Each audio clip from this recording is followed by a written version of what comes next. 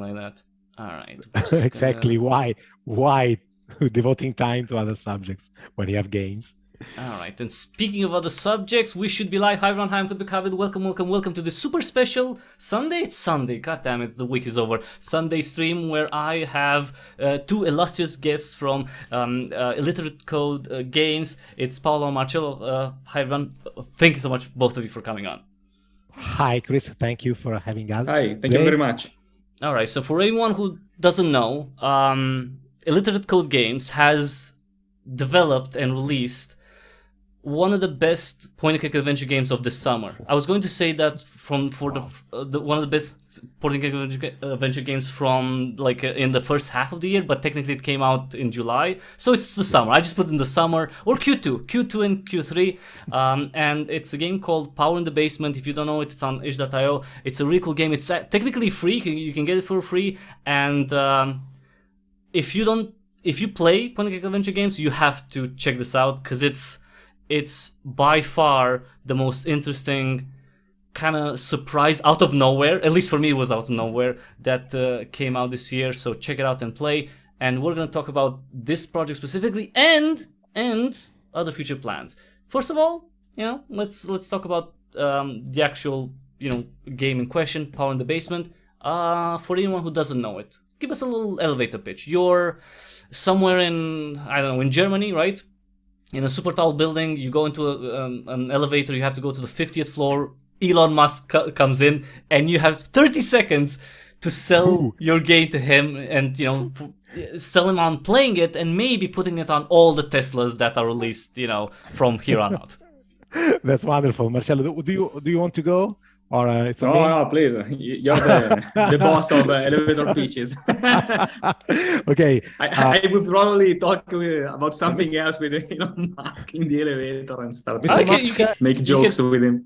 You can talk afterwards. Like you sell the game first, and then you can talk like robotics, anything you want. Just first the game. Just get it in there. Okay, Mr. Musk, I know you are short in time and you are a very smart person, so you should probably enjoy this small game that's made for very smart persons like you.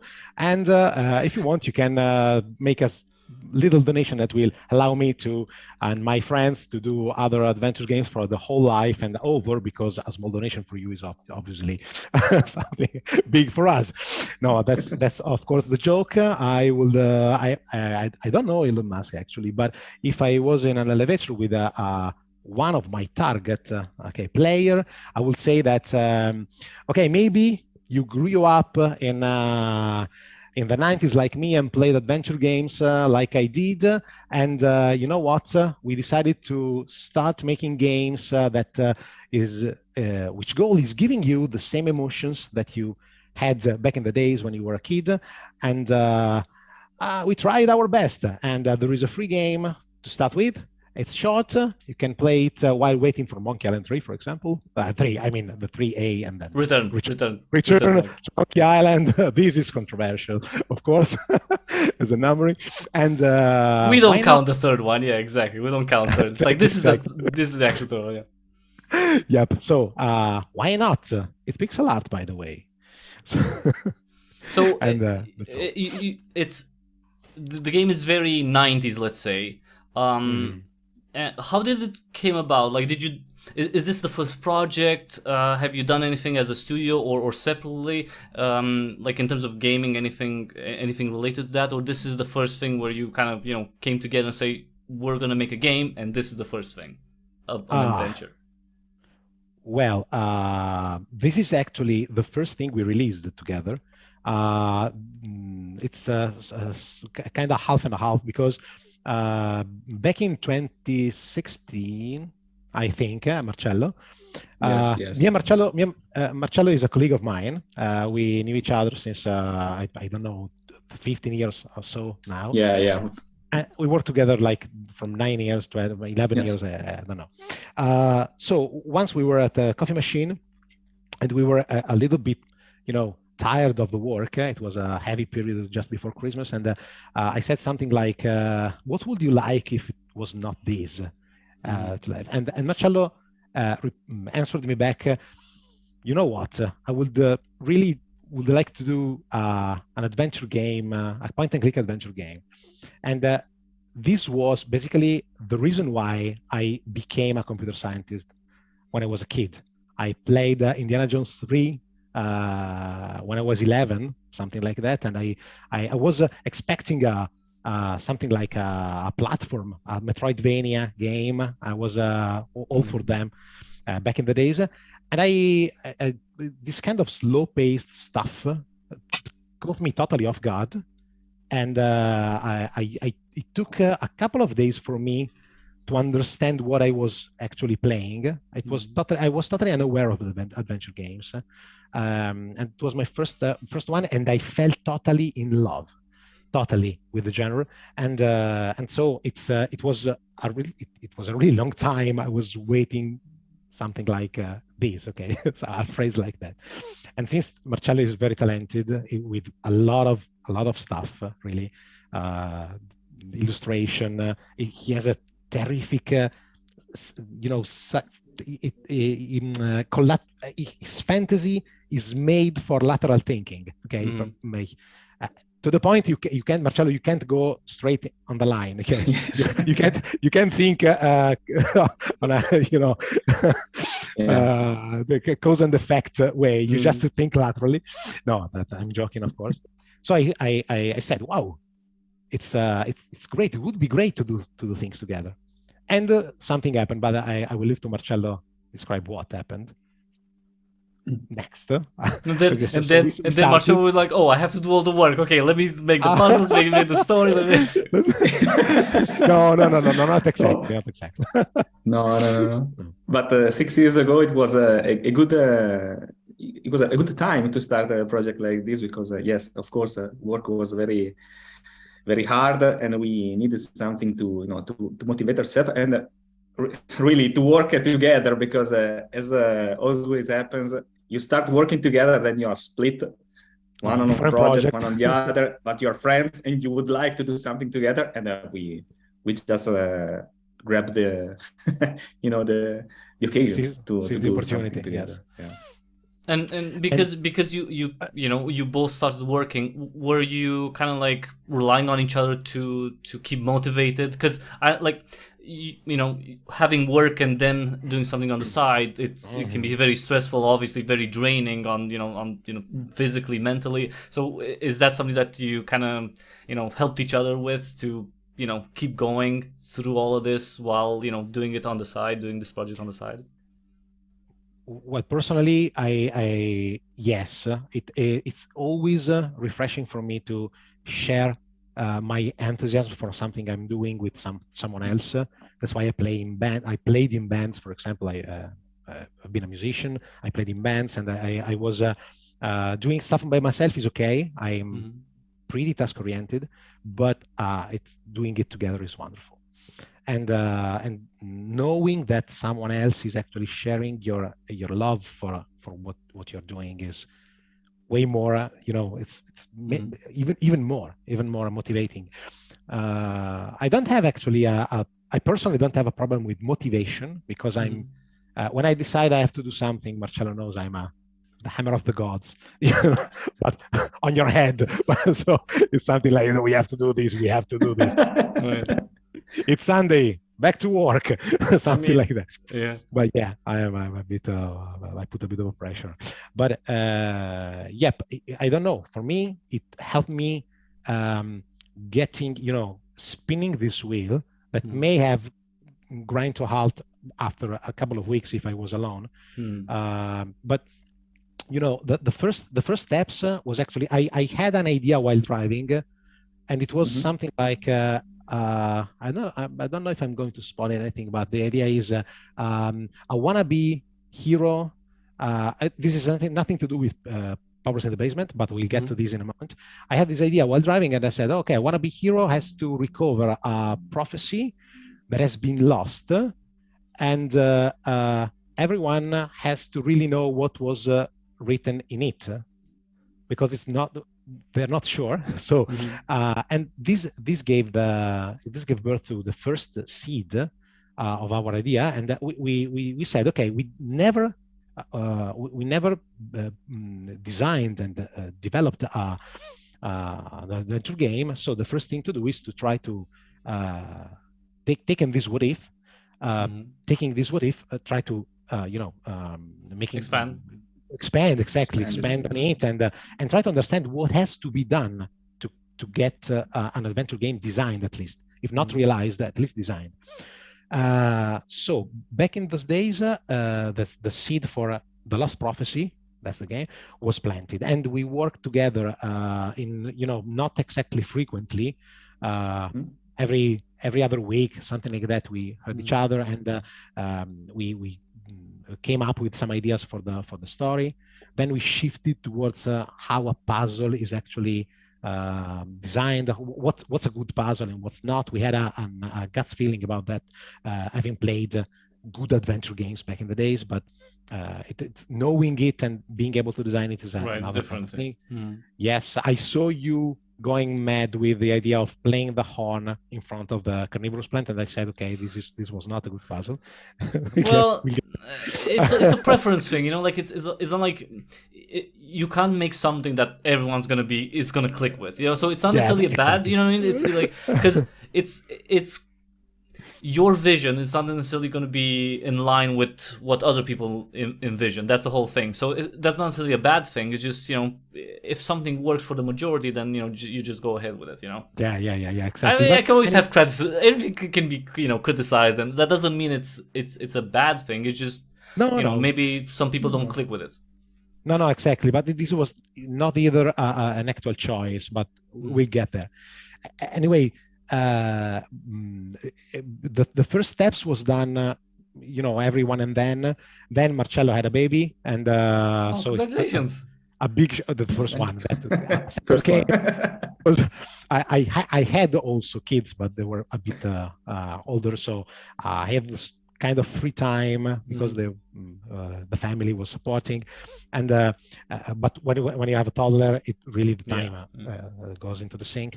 So they're very demanding. They're very, very demanding. They're so it's Yes, amazing how demanding it is. It's like, come on, you want yeah. something every 20 minutes is crazy, but it's fine. Yes, they're yes. adorable. At least I think they are, but as a species, we humans born too premature, I think. we can stay in the womb for 3 or 4 years. We could, but find me the woman who would be able to, like with our big heads, it would be so it's crazy. That's the problem. Poor woman, Yeah. Anyway, there has been a stop, and then I was talking with Dario, the other one. The other one. You can just call it the other one. The incomprehensible. The third, the third most important piece, exactly, or one of the most important pieces of everything. And no, Dario. I talked with him, and I played most of the games I played as a kid. I played together with Dario because we are really close friends. We've been together all our childhood, and I said, you know what? I'm talking with a colleague of mine about doing something like that. And Dario is usually, I will not say shy. It's something like. Is usually negative on that. It's a lot of work. How can we even achieve this? Instead, that very day, he said, it will be really interesting to do something like that. And since I know Dario is very talented on many ways, and he really is, I said, wow, why not? Do you want to help? And he said, yes. And it was for me, because knowing him, you were expecting, yeah. And in that very moment, we joined forces, and we had it was basically Marcello. I think it was 3 months before COVID struck, something like yes, that. 6 months or something like that. Yeah, something like that. Anyway, we started. I think so in 2019. 2019, exactly. The second half of 2019. And we said, okay, we had an idea. This is for The Lost Prophecy. We had a bunch of scenes already imagined with Marcello. Let's try to complete this game. And that's what we did. We sat together virtually, like we are doing now. Basically, I think 2 to 3 evening each week. Yeah.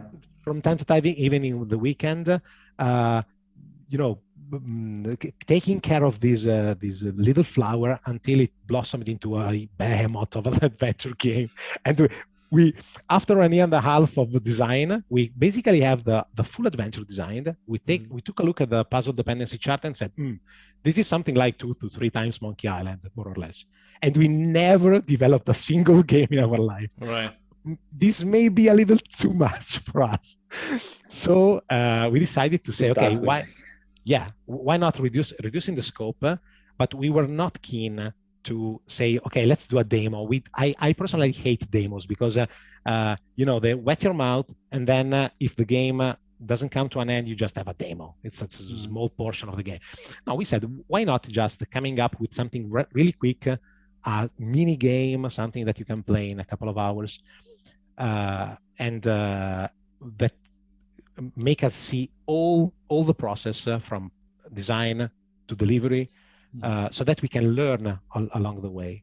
And that's what happened, basically. We decided to take the same main character, Will, from The Lost Prophecy, taking away 4 to 5 years from him. In The Lost Prophecy, Will should have been a young adult. And we came up with just this silly idea of having to recover a lost t-shirt inside the house. The whole game is actually basically an escape room, if you think about it. It's just some rooms in the house. You have to go back and forth until you get out. And when we started, we didn't even know that there were something like adventure jam games that was about 20 to 30 minutes.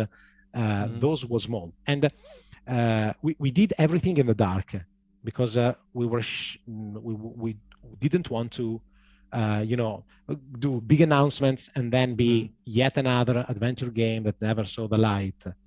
And I'm thinking about a couple of Indiana Jones games that are in the air since 20 years or so. I mean, so there are so many unaccomplished stuff in the world that I was really shy in talking about it and then folding. So we said, okay, let's make it work, and then we will see. And that's what happened, basically. We just when we had a working game with no music, with concept art in it, basic animations that Marcello did in his spare time. That's very little, actually. We crammed it together, and we said, okay, to 10 or 12 friends, a dozen of friends, good friends, do you want to test it? We opened a Discord, a private one. We brought them in, and they tested it out, and the feedback was good, but they were friends, so we were okay. Maybe the feedback is good because biased. Friends, biased. But anyway, we said, okay, at least the game is working. We adjusted things. We created the graphics, the final one. We created the music, and when the game was actually over, we said, okay, we are good to go, and announced it to the world. So that was Genesis, basically. This is a sort of afterthought. Powers in the Basement is a game that came to be between I don't know, late 2020 and no, not even. Yes, we started to think about it 12 months before we released it, 14 months, something like that. Right, so but you already had, worked on, the Lost Prophecy, so you had... Exactly. Yes. Exactly. So the design phase was really quick. Of course, we adjusted things on the go, some puzzles, and for example, the horn problem was because we didn't want, actually, if you take it away, if you don't force Will to know what's happening, even if you as a player know what to do, but he doesn't, you basically have a game that you can exit the room and finish in 5 minutes because you can actually do everything that's right. And we learned this while we were doing. We somehow got aware of this problem, and that the game was almost done, and we said, oh fuck. So sorry for them. It's fine. It's fine. We're all adults here. It's fine.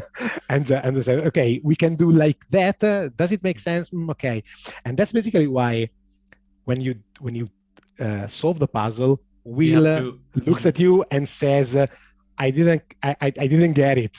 Right. because it was some sort of excuse, like, sorry guys, but you had to make him understand what was Right. happening. And but we learned a lot during the process anyway. And we are really happy we came up with Powers in the Basement. And to finish my long exposition, I mean, it's 6 years you're talking about, so that's, it's pretty condensed what you said. It's fine. But basically, what we wanted to do was to reduce the scope, so doing something small, but keeping the quality high. And when I say about the quality, I'm not saying that we did something really incredible. We did the best we can with our forces, because Marcello is really good in painting. He created basically all the rooms in the games on a sheet of paper or something like that, and we used his drafts in the game for the very first, for wiring the game. But his time is very limited, so I had to go back and learn the pixel art by myself. The first animations was by Marcello, but then I had to basically paint over them, and beside the walk, use crouch animation. I had to do everything else. And I never did pixel art before. So everything that you see is basically what we learned during the process. But it's the most, the highest point we was able to achieve during this little time. And we worked our best to keep the, let's say, the quality high. We didn't to compromise. This is basically capping our ability to do stuff today. We will learn more while we go, of course. I mean, from the outside, it's, in playing it and, finishing the game, it is one of the most polished projects out there. That it's not even a discussion. I don't know like how many iterations you went through, but it's incredibly impressive how this is the first game that you've made and it's so well put up. Or it's thanks. It's really flattering. No, really. It is. It's it's. I don't know if the Lost Prophecy, what the plans are for that, but when it comes to this specific episode, it's like, well, I don't know if you in a previous life you've created games like this before, because it surely looks like it. This is not your first. I'm not joking. If you took this game and be like, oh, this is the first project, like, no, come on, no, they've made games before, at least game jams or something. But no, it's that impressive when it comes to the puzzles, the visual, the audio, everything. So that's one of the first and the last things that people can take from Power in the Basement. It's such a polished experience that you have to wonder what you're gonna come up with next, because it's like, if this is just a test, I really want to see what like when you actually want to make exactly when you want to make a big project, what that's going to be like. But one thing, because you said you kind of like you were working on the Lost Prophecy. What we see in Power in the Basement is the look, is the UI, is that all of that what you've worked on with the Lost Prophecy, or did you make any changes specifically for Power in the Basement? Or the Lost Prophecy would be like, yes, it's a retro pixel art, chiptune music, all that, 9-verb UI, all those things. Well, actually, this is basically what we wanted for the Lost Prophecy. We wanted consider the Lost Prophecy was the idea, and the project in our mind was born 1 year before Thimbleweed Park was announced. Okay, it was a thing. So we've been beaten on just by that random guy. I don't know, Gilbert something. Yeah, exactly. Just a random dude, yeah. Basically, when Thimbleweed Park has been announced, me and Marcello had a conversation about that, because we said, wow, this is exactly the same thing we would have said to the audience if we had to launch the Lost Prophecy today. Gilbert went like, I was talking with Dave Grossman, it seems to me, I can't remember, and we were talking about how it was to do adventures back in the days. So we said, why don't we create something that gives you the taste of what was, but with the new technology that we have today. So basically, it seems what our memories of those games is in our brain. Because I actually played Monkey Island 1 in a VGA 16 colors on 4 720 key floppies. Okay, so it was really crude back in the days, but my memories of it is wow, gorgeous. Right. So the idea was, okay, we can do a pixel art game. We love pixel art for many reasons, because I personally love pixel art for a single specific, the most important reason is you have to do half of the work, not because it's cheap, because it leaves you to put the details with your taste on the characters.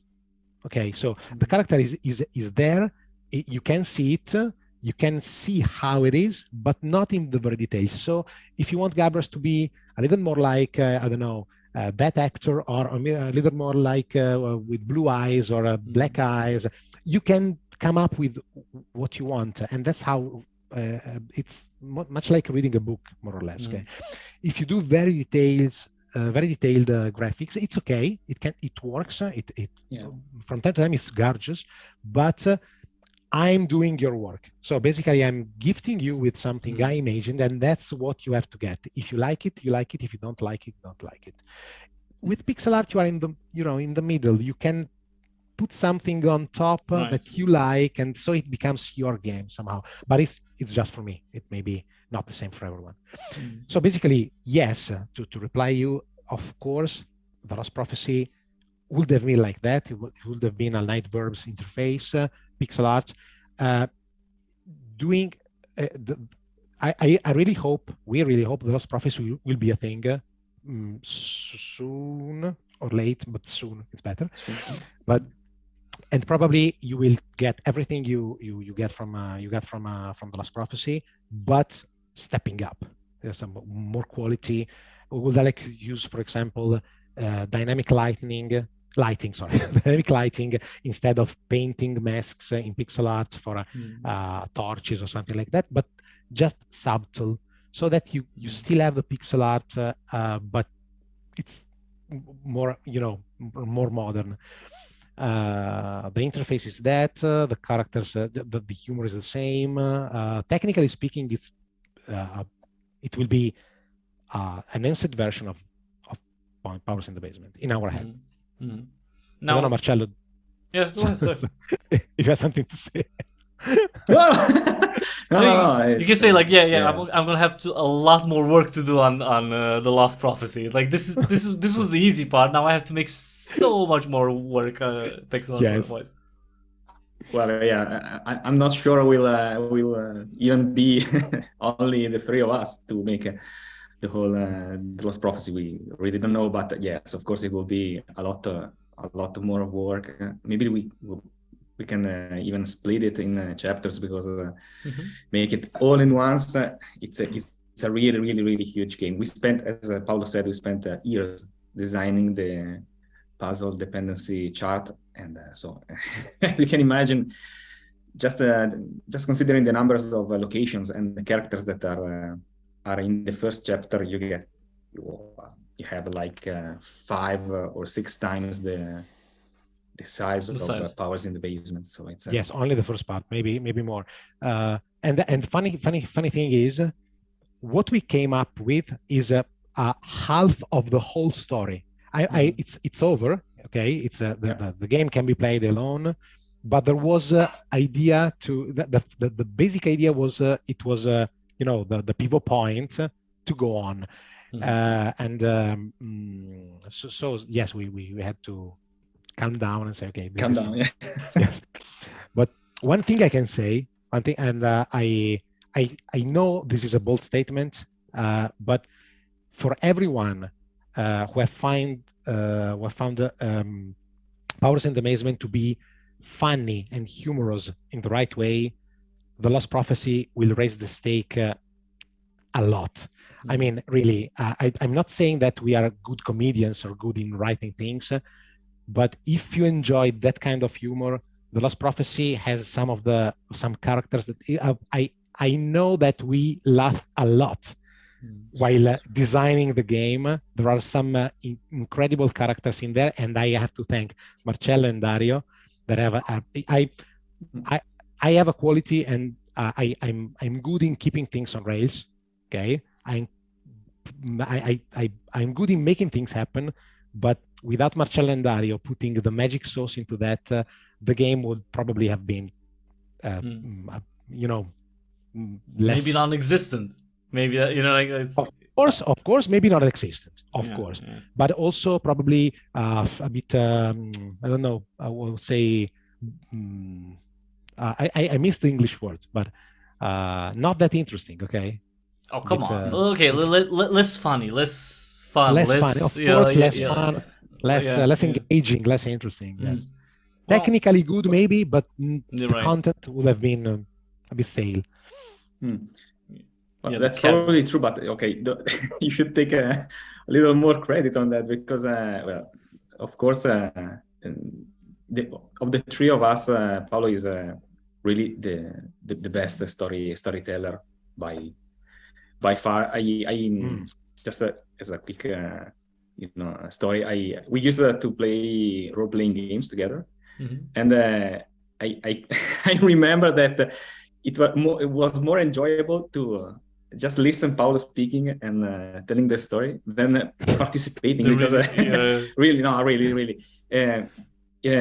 Paolo has the gift to really understand things. I think one of the main reasons that made the Powers in the Basement possible is that, and the quality of it possible, is that Paolo can really get what when something is working or is not working, and can spot the direction to make it right. Even asking help, maybe, but that's really all because of him. Because he really, during the play testing and so on, he could address all the feedbacks in a very specific way, and that was raised the bar in my opinion, of course. I mean, the final product the jokes, Dario was incredible in the shelf, and the books, the title of the books, one of them, some of those are crazy. And Dario, all of them are crazy. I mean, it's Deus Ex Machina of that, everything was on Dario. I went to bed one night after some work on the game. I woke up on a message from Dario that said, "I put something on the books tonight." Like 7 in the morning, 5 minutes before my alarm took off. Okay, something like that. And I said, "Wow, let's see." I downloaded the code, and it was all the books in the whole house. Okay, wow. All the books were titled with a joke on them. And the comment said, "I put something on the book." Right. Yes. And maybe he was unsure, like if you like them, and it's like he just knocked it out of the park with everything. That's the thing, Because some people, like when you're not secure, like, check it out. Maybe you like it, and you see it like, wow, you've done this. That's cool, That's incredible. Speaking of incredible, one of the things that I think stands out with Power in the Basement is it's the world specifically, because I don't know, maybe others have a better comprehension, but I don't know where to take it from. It's like it's a medieval world, but then it has so many references to the modern world, and it's like a mix. It's such a strange but at the same time logical mix of old medieval and new current, right, modern, that it's like, is this just a dream? Is this just a young boy's dream? And he's combining like stories from the past, because it's like, and you have to play to see. It's like, 90% of the things you see around is like, oh, it makes sense. Like there's, these are stones, bricks. There are, like you have, people doing, specific things. It's all very medieval, but then you get references to all sorts of new things. You have electricity. Who knows? Maybe there's magic. Like there's hockey. There's like baseball. There's metal music. So it's such but the weird thing is, like a weird thing in a good way, is that it all makes sense. it's like it's so well intertwined that you don't look at it. I didn't look at it and say like, you know what, this doesn't feel right. You know, like it doesn't fit here. No, the Yes. way it's presented, it's like it makes sense. This is a world that combines the modern and the old perfectly. Like it just works, and it doesn't. You know, yeah. It works. Yes, it just works. Yeah. But I was just like wondering, was this your plan to make like a fantasy to screw around in a good way, of course, with the fantasy setting, or like did you want to add the modern so you can maybe have some references as little nods for people who know the genre, other stuff. So what was the idea behind this specific type of hybrid world? This is really nice to hear because, first of all, you are taking back a memory that I buried totally. I gave the game word. I personally did, but I think also Marcello in the end. We gave the game word so for granted that I totally forgot. This was one of the first concerns of Marcello. Yes. Back when we started with the Lost Prophecy, we had a conversation for a whole night only to come out with, but will this word make sense? And you know what? It did perfect. I had a very hard time back then explaining to Marcello what I had in mind. And I think, I don't know, but I think, Marcello, you had a hard time trying to figure out if it would have worked, by the way. I mean, you were a bit worried. Yeah. Because to me it was totally. I think what you say, Chris. I don't think that we designed a word that is working, because it was working in my mind. I put everything in it, and it was just flowing with the flow. So the idea was from a if you take if you look at it from a certain perspective. My idea was, okay, let's do something that is to Middle Ages what Monkey Island is to piracy, to Golden Age of piracy. Because if you take a look at Monkey Island, there is a lot of anachronisms in it, things that you have a rubber chicken, okay, in it. So you don't actually question. There is a vending machine. In the voodoo the shop, okay. Yeah. So basically there are things that punctuates the scenario that is not exactly, that should not be there, but it's not it's a comedy game, or who cares. And basically I went all the way through with this idea of actually who cares. There is internal consistency and a mood. And the two things are two different layers. So you have a medieval mood with an internal consistency. And I'm pretty happy it works, actually, because we didn't put it into discussion anymore. But I now understand that we didn't put it into discussion anymore. Yes, but it was so natural, because yes, I remember that I had this continuing question in my mind: is it fantasy enough? Is it medieval enough? Because every time we came up with an idea, it was questioning that the main direction. But in the end, I think that once you have the characters act naturally with the surrounding, with the things they have around them, and once you have a fil rouge, something that is making everything consistent, like for example the comedy genre, then you can play with this kind of distortions in the main genre or main background of the game, and make it consistent. As long as it's consistent along the whole game, is fine. If you have probably a total fantasy and consistent medieval world, and then it shifts to something that is inconsistent, then the players could feel a little strange in that. But as long as you keep it consistent for the characters, it should be consistent for the players in our mind. But it really, we didn't plan so much of it. Paolo had, as I said, had a clear clear view, vision. Yeah, vision. a real, and it worked. It worked so well. Probably one trick that was not a trick. I mean, one thing that allowed you to enjoy the game without feeling strange is Will's room. The game starts in the room of Will, Yes. in the bedroom, and we wanted to stress how young nerd it is. So we filled in with everything that made us young nerds. Like there is a handbook of apartments and accountants that is obviously the counter example of Dungeons and Dragons or something like that, because we are shifting, you know. There is there were action figures, there were rubber swords. Everything was not exactly modern. I mean, we discussed a lot. For example, I remember we discussed a lot if Grandpa was supposed to watch TV, and a TV, we thought it was off for some reason, and we took a couple of hours to understand why a TV is so off if we can have an iron or a generator.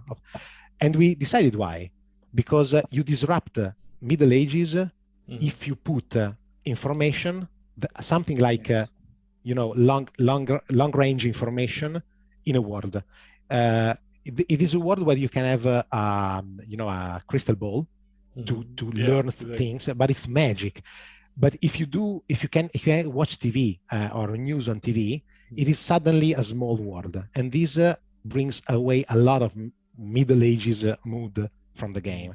So we actually had to keep a balance, but if not for a couple of ideas, it was pretty easy. It came out by itself, basically. I'm pretty happy that you enjoyed it. Yeah, and really. You know, one of the things you mentioned, Macho, and I think if looking back now, it's like the attitude of the characters is one of the things that makes you more familiar to it, because you know, Will, the main character, he's like it's like he's so nonchalant in his interaction. It's like, oh, for him everything makes sense because that's his life. So if for him everything is like not necessarily that it makes sense, it's like it's just normal, it's banal to him, then to you it's gonna seem more normal. And the fact that there's an iron, then you have to find like a hamster, it's like he's not surprised in any way. He makes it seem like, oh yeah, this is just like, we just have a generator in the basement. So his attitude towards everything around him, right, from the books to the action figures, yes, to the iron, it's so like, it's so simple that it's part of his world. He has that attitude, right? Because if you have a pen, you're not gonna be like, oh, let me analyze this pen. It's like, no, because it's just a pen. You just ignore it. They're like, oh, I got the pen, right? So that pen just becomes part of the world and makes sense in that world. And everything else, yeah, that's it's one of the cool things that makes the player understand and not be like antagonistic, right, to everything, because it is weird. Some things are weird, right? But they make sense in the world. So that's the whole thing. Is like logic. If you apply logic, yeah, we can find many faults. But within the game setting, everything makes sense. Like everything is logical, right? Nothing comes out as, oh, this stands out in a bad way. No, it's logical. This is there, and the fact, I think the TV would have broken some envision of that. Whereas everything else. Yeah, it's a hamster running. It's an iron which you can heat, and like electricity that makes sense in how the world is constructed. Of course, if you get magic and stuff like that, the metal, like the metal band. I mean, you didn't have metal during the Middle Ages, but you had bands. So it makes sense, right? So it's just like one step further, right, towards modernity, but everything's like well it a little, right? Yeah. It's because it's it's a sort of it's just cosmetics. There is one thing that I can say for someone that may be interested in The Lost Prophecy. we didn't stress this anywhere, but there is a deliberate effort in Powers in the Basement to foreshadow a lot of elements that we will find in the Lost Prophecy. So part of the aesthetics of the Lost Prophecy, part of the cosmetic in Powers in the Basement will make sense in the Lost Prophecy. For example, there is a couple of references to the Will Cousins. Cousin. Yeah, Kent. Yeah. The guy, who sent him the poster and like he wrote the message in the diary. Exactly, the message. Or if when you are in the kitchen, he says that me and my cousin Kent used to play peasants and knights with the buckets on the heads, and okay, that's something like that. Okay, and it's a character that you will probably meet in the next installment.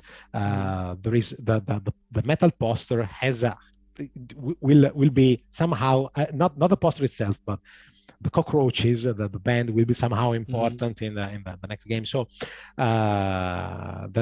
we try to keep the work consistent, even in the if we will have the opportunity to actually build the Lost Prophecy, you will feel at home somehow.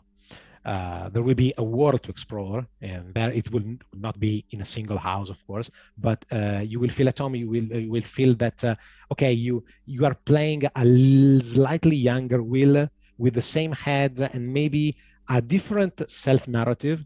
It may be not the same, young metalhead with the ponytail and wants to be a tough guy, but he will still want to be a hero. He will be I think you can relate. I mean, we are. I'm not. I don't know about you, Chris, but I think we are all nerds here, and somehow. And probably we're on a Zoom call talking about the point and click adventure game. I think it's a fair, it's a fair assumption. Basically, I think you may remember when you were 15, being tough, being the good, the nice guy was a thing. When you were 20, it was a slightly different thing. Now it can be different, but basically, it's basically the same person. And we try to foreshadow his world, his larger world in this game to the most possible extent. Now, one of the things that it's very widespread and not, it's, let's say, a staple of the genre is, a multitude of characters that the player is going to interact with. Now, when it comes to Power in the Basement, is it the scope that made you go for very few and specific NPCs to put in, or is it more that it just made sense for this story that we want to say to have only technically two other human characters? Because I mean the cat technically counts as an NPC, but not really. In terms of actual humans, it was just the cat is just one thing we put there for cosmetics. I think it contributes to the. It's very cute. I like it. I don't think it's a bad thing. And you know where it came from. It's simply because since Marcello is really a talented illustrator, it's just for it's not a professional illustrator, but he does it so well that he probably can do if he wants. He designed, he sketched down really quickly the kitchen, the room scene, and there was a cat sitting on the shelf, and I said, why not? Why take it away? It's just another. And when I saw the cat there, I said, And I was working with Dario, and I can still remember the moment we were sharing the screen. And okay, I also have to redesign the cat. Maybe it's okay to have it there on the shelf. And he said, And I said, we can talk with the cat. Yes, I was thinking the same. And so we said, okay, but will it be important for them? But no, why? We don't have to redesign all the puzzles just to have the cat. Maybe it can be a sort of a small red herring, like you want to catch the rat and you want to interact with the cat. But aside from that, it was just to add to the general mood, and it was a way to characterize Will. Like actually, I think we never decide if the cat is actually talking or if it's it's not Will imagining it, or it's just funny to have it sitting there. So that's the kind of details we during this period. One of the most important byproduct of this experience to me is we happen to meet a lot of other game designers and game developers in the independent scene, and one of them specifically told us about we were talking about the 9 verbs interface. And he said, too much interactions, too much verbs. I prefer to keep things simpler because of the game budget. The game budget, time budget, of course. It was not talking about money. And I said, well, that's still time is money, so yeah. But you can't have time back, by the way. So money, time is more than money. True. He said, no, I don't want all those interactions. And I replied, yes, but it is an occasion to increase the interaction, the polishing of the game. Yes, you have more interaction, so more things to make happen. And he said that's why too much for my time. Usually independent games don't have that kind of stuff because you just have to he said you probably just have the interaction that is necessary to finish the game. And it adds too much workload to just have 100 interactions with 9 interactions with every object. That guy was already publishing games since he was also actually working in the field, working in the game industry before as a developer in a company, and he became an independent developer. But he was actually he knew what he was talking about. And that what he said struck me a lot because I was thinking the opposite way. I was saying, okay, the game is small, but we have to do it this way. We have to fill it with this kind of things, or it will be unpolished. And I decided to. I talked about this with Marcello and Dario, and we decided to go exactly that way. It may be small, but it has to be to go towards the quality of the old classics. You need some more interaction. That's for me. It's not something you have to spend time upon and you don't want. It's something I want to have so that you can have more mood, more comedy, a broader world to explore, even if it's just 5 rooms basically. Right, but the question there is, with the Lost Prophecy, the workload because of the more scenes, more puzzles, right? Is this attitude, which I agree with, because it does add to the interaction, it adds to the player's immersiveness in the world, and again, it's so many comedic options you have with that, with the interactions. That might be to some extent a detriment when you have a lot more scenes, a lot more items, a lot, what I mean? So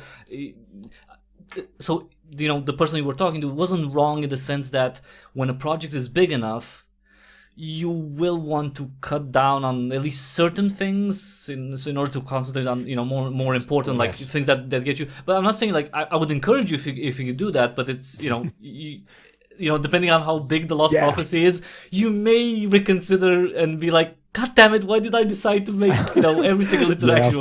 Of course. No, that's true.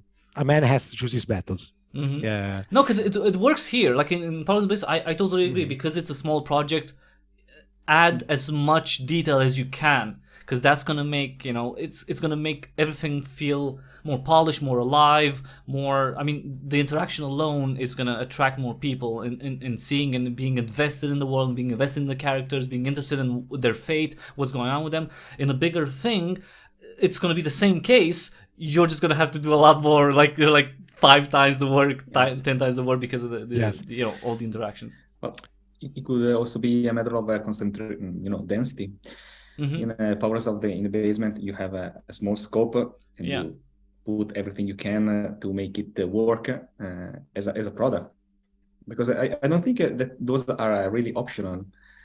Yeah, as we said, because if you take out some of these details, the game will quality will suffer.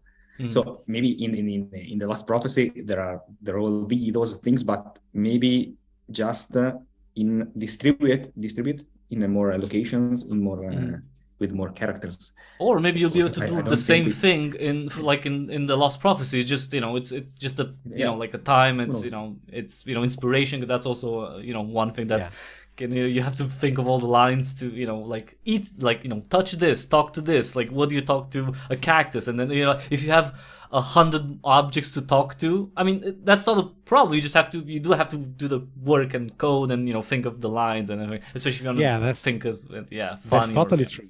That's totally true. This is less scary if you have a Dario with you. Okay. Dario. We can afford to buy a Dario because you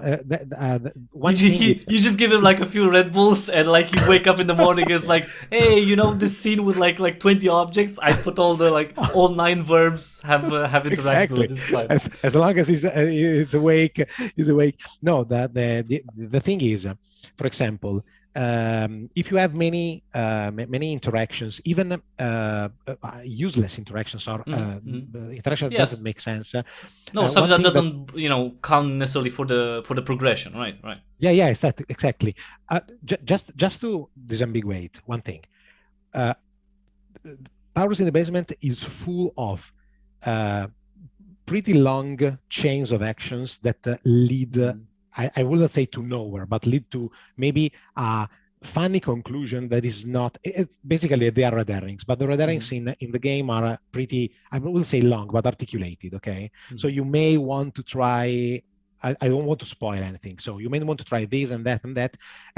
Among the 3-4 options, one will work. One will bring you towards the end. The other one is just bringing you probably to a funny animation, a stupid sentence, something like that. Something there will always be a little reward, at least with enjoyment, but it's not leading to the end of the game.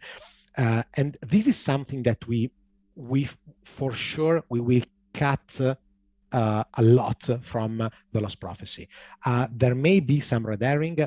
Someone we already know it will be there because it was so funny to have. But all in all, the difficulty in that game will be exploration and moving on with the story. We decided to have red herrings in there in Powers in the Basement because the scope was small, and we seized while we were thinking about the puzzles, we seized a lot of sensible thing the player may want to do, for example, and we said, okay, instead of cutting it short and making it clear it is nonsense, and it may be in fact sensible, we will gift him with okay, you can do this, and you will discover in a funny way it's not the right thing to do. To us, it was a service to the player. Maybe someone is totally against red herrings and suffers from this, but we have to decide. We have to decide. In the Lost Prophecy, of course, the main effort of the gamer will go into understanding what to do to go on. It won't be full of red herrings. When it comes instead to coding sensible interactions like talk to the tree, okay, of course we will not code every single talk to the tree actions. We will have some fallback options, but it may be that some stupid or wrong interaction may lead to a funny line from the character, a funny animation. And for example, when it comes to lines, Dario is a vulcan. He can write all sort of silly things that you just have to choose. Okay, look at the carpet in Will's room. I think I had to choose between 3 or 4 lines, something like that. Yeah, it was just right. Yes, for the carpet, and we came up with that stain of mold is out of control. Okay, so that is. It's stupid, like the carpet was a stain of mold, but they make me laugh, and I said, okay, well, let's go with it. But you just have to choose with Dario because it's so it's so easy for him to come up with ideas. One night for 40 books and jokes. Okay, it's something I could never come up with, never. So basically, this may be the writing will be probably do in-house. The most important thing is graphics, actually. The Lost Prophecy will probably have 150 locations, something like that. Probably, I didn't count them. That's huge. That's huge. That sounds like a lot. That sounds like a lot. Yes. So maybe we'll decide to shrink it. I'm not Or sure. Split it. Yeah. All in all, it can be this size, and painting all of them would be a pain. So, but coming up with writing is something that we may want to do. So, those interactions may be a well-spent budget if this. But may I ask if you enjoy the 9-verse interface, or you prefer simpler ones? No, I mean, I'm a person who came to point-and-click adventure games a bit later on. And you know, like, it was kind of reignited later on. Like the first point-and-click adventure I played was Day of the Tentacle. I didn't have a PC back then. I had it. I got one later, so I got like I got to play older point-and-click adventure games, like, you know, 10 years, 15 years after they came out. Okay. So for me, it was always I don't necessarily see the 9-verb thing as an old, you know, like expired, or, you know, like it's not a relic, that's for sure. Okay. I like both you know, I like games with just like one-click interface. I like the 9-verb ones. I don't have any issue with that. I don't, because there's some people who look at it like, oh, that's old, like that's from the 90s, you know, like you need to make it, you know, fast or whatever, you have to streamline it. No, not everything needs to be like that, and for me, it's not an issue. Just, you know, as long as I, you know, get to, you know, use the shortcuts, you know, relatively easily, then, you know, I don't have an issue with that. I really don't, you know, I don't judge a game like that based on the 9-verb interface. You know, I've enjoyed too many games with that interface that I don't look at it like, oh, it's it could be better. It's like, no, certain games work with that, and that's fine. It's just, you know, it's you know, I don't. Some others I don't, don't. Yeah. Yeah, it's not something that would put me off from playing a game. That's for sure. So, you know, if I see that, I don't see it as a game that's, I don't know, like, too old. You know, because some people view it like, oh, not that old interface again. It's like, well, you have plenty of other games that, you know, don't have it. But for me, I like the mix, because I play, you know, quite a lot of point-and-click adventure games, and I really like the mix of, you know, 1-click or 2-click, you know, interface, or the 9-verb one. For me, it works really well, especially since, you know, technically, you know, the first game that I played like that had a 9-verb interface. So, you know, it's, for me, you know, I don't care. Now, younger people, right, or people who play, you know, like, you know, relatively recently, right, only recent titles, that might be something that you could look into, but you wouldn't really change the UI for that type of audience. You know what I mean? It's such a it's quite a balance, because you would change too much. So maybe if you can make it like, you know, so it works on tablet, that's gonna be a thing. On a console, it shouldn't be that big of an issue. But I could see how certain younger, it could be like 25, right? People who have come up with relatively modern adventure games, like anything from Deponia now, let's say, right? Like, or let's say the last 15 years, 10, 15 years, they would probably be more apprehensive towards, you know, a 9-verb interface. That's the thing. People who, you know older games, I think they'll be fine with both. It doesn't matter. Because the thing is, like, you know, look at, you know, Monkey Island. You know, what they're going to do? They're not gonna, you know, they're not gonna do the same thing as they did in '92, but for other reasons. It doesn't mean that, you know, certain things you evolve, certain things you just keep because it works. And the 9-verb interface worked back then, it works back now. It's, you know, back now. It works now, so I don't know. It depends on the person, I think. For the most part, I think most people would be fine with it. I don't think it's going to be a huge, you know, it's not going to be a huge detriment for you know, people, you know, trying the game. Yes, actually, if we consider the feedback we got for Powers in the Basement, actually, it worked. But I think the game is so attractive to the right audience. I mean, everything clicks. You see an Everest interface, it's pixel art. It's a very Monkey Island-ish graphics. Let's say, okay, we didn't use for example, characters made in the shape of the tentacle that was more cartoonish. Okay, it's really similar. So probably we are just witnessing the feedback of a biased interface. Sorry, a biased audience. Yeah, of course. If I put the game in the hands of a 20 years old and say, okay, do you enjoy it? Do I enjoy it? Probably I can get a different feedback, maybe. Also because games today, I'm not a hardcore player, actually, a hardcore gamer today. I don't play that much. I would like to, but time is limited, so I prefer to create games if I can.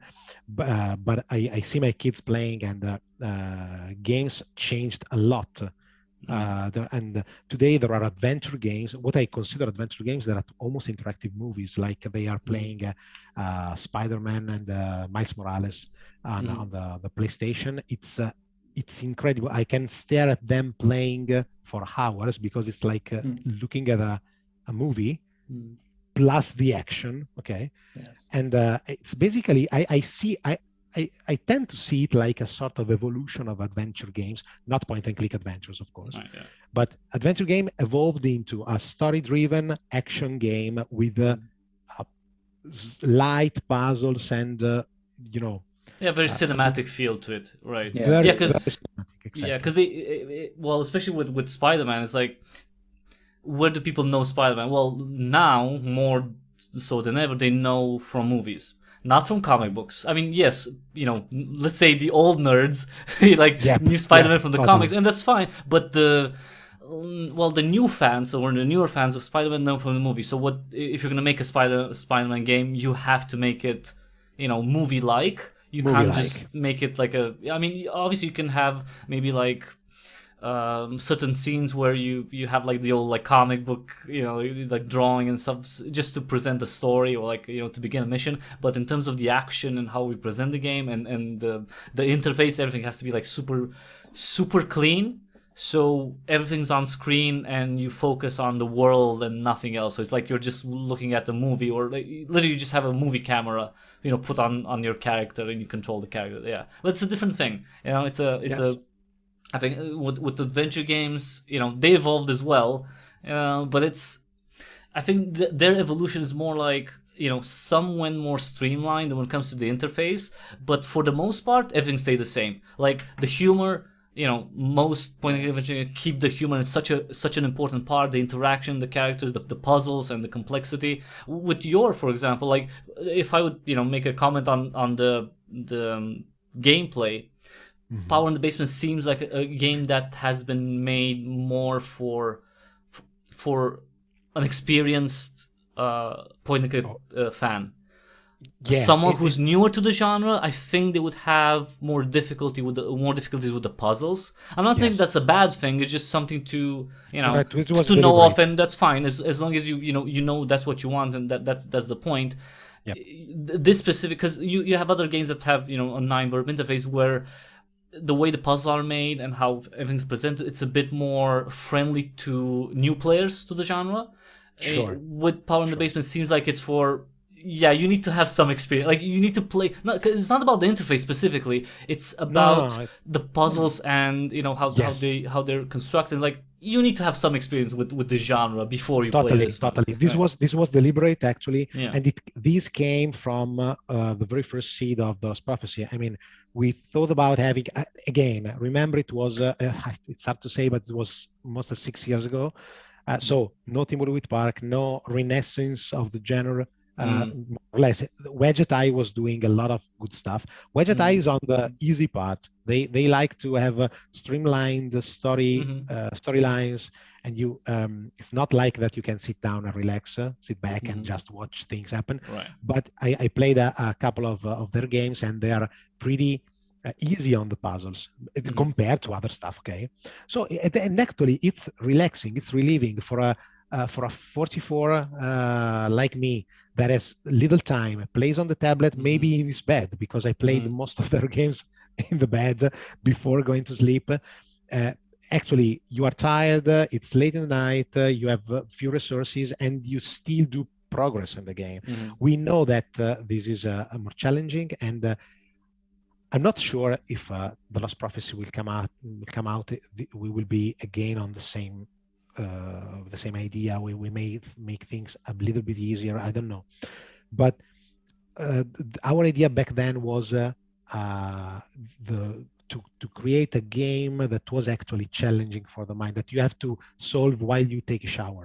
Like I played, and I'm stuck and fuck my life, and then the next morning you come up with I may do this. You try, and yes, it works, it clicks because of this this moment, the aha moment. Okay, we wanted to bring you that. Of course, there will be shallower parts that you can just progress and harder puzzles.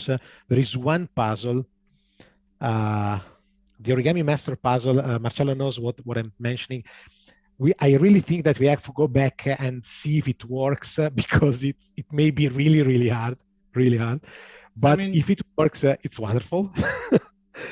And you can have, the point. You can have hard puzzles. Is the point is just you just know that you're gonna attract a different audience, or exactly. People are gonna, like, when you release it, gonna be like, oh my god, this puzzle is so hard. What's the solution? Someone asking on the Steam forums or on Discord, and that's fine.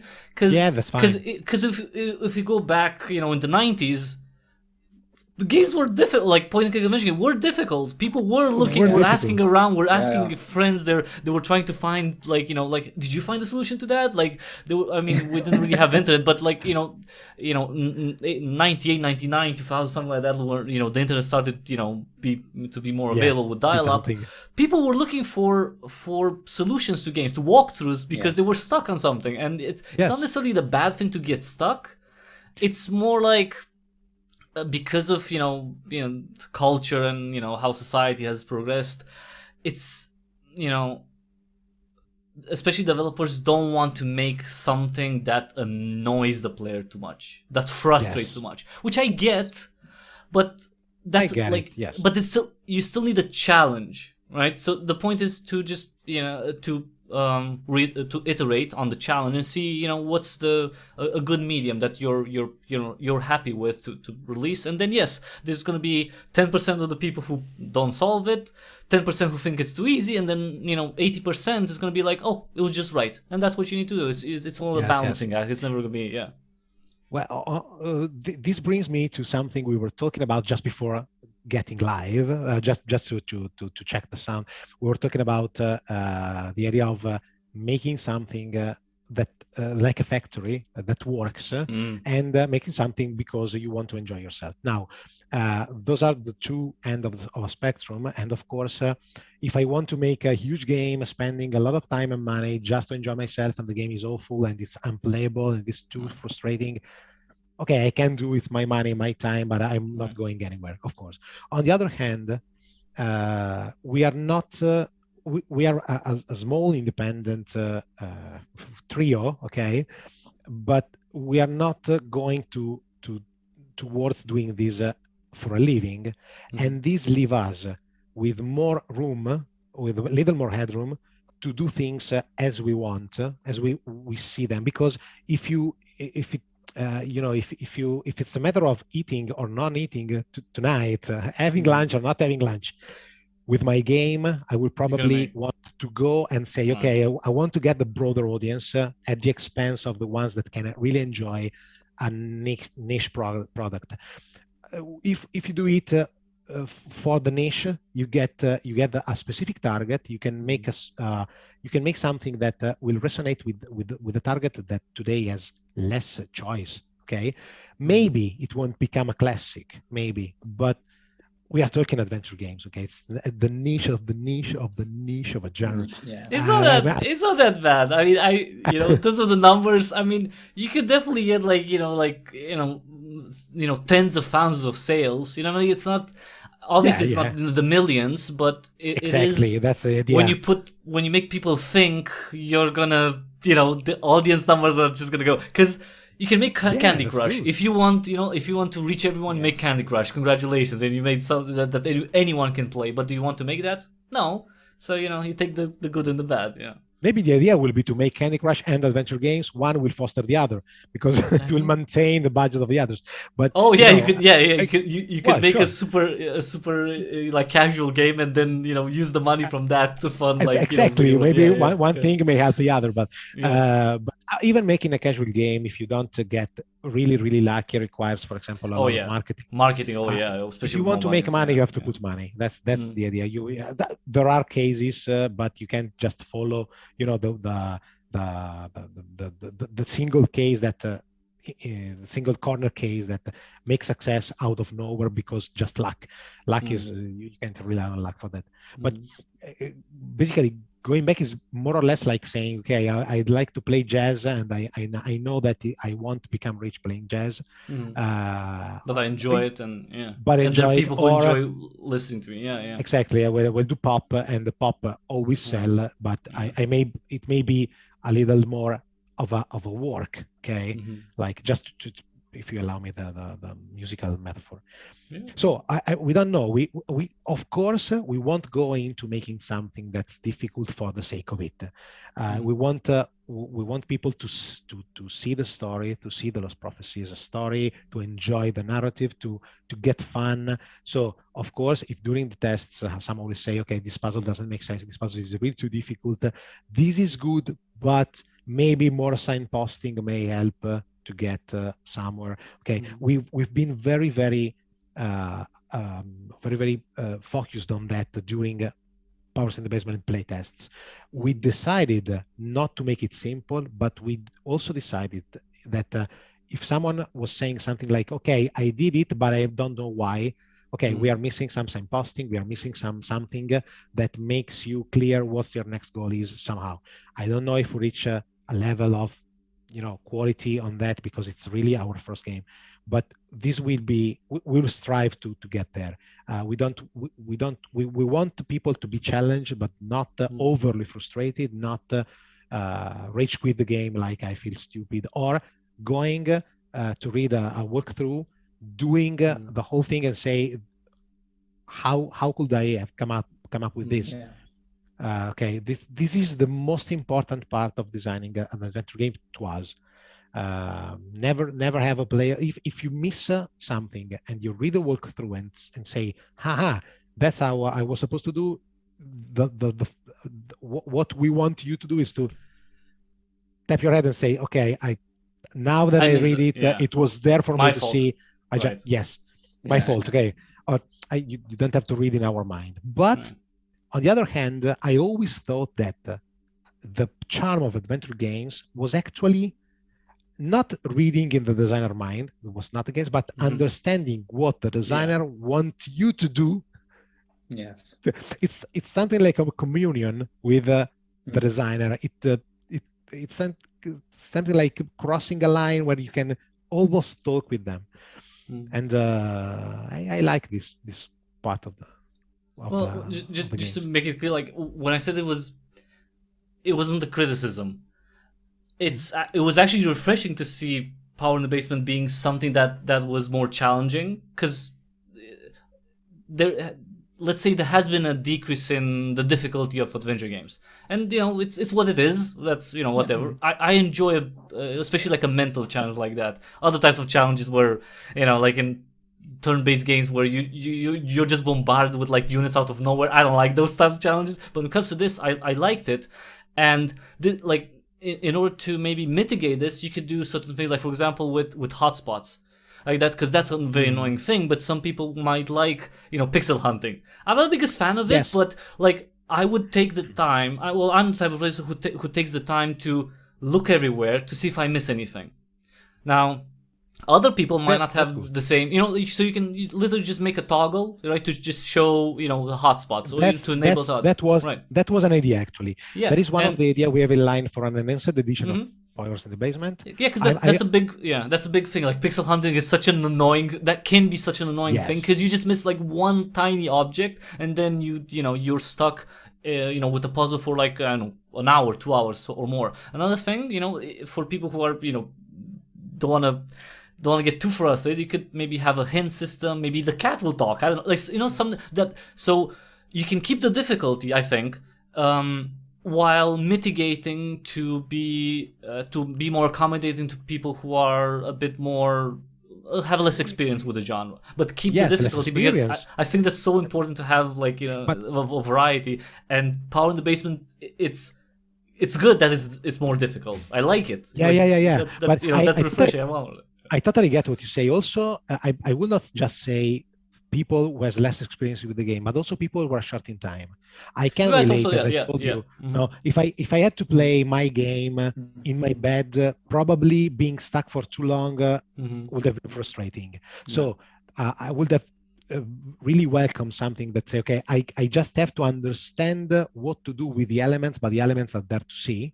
Okay, that was something that in some cases, probably more in Sierra games that were most pictorial in the style.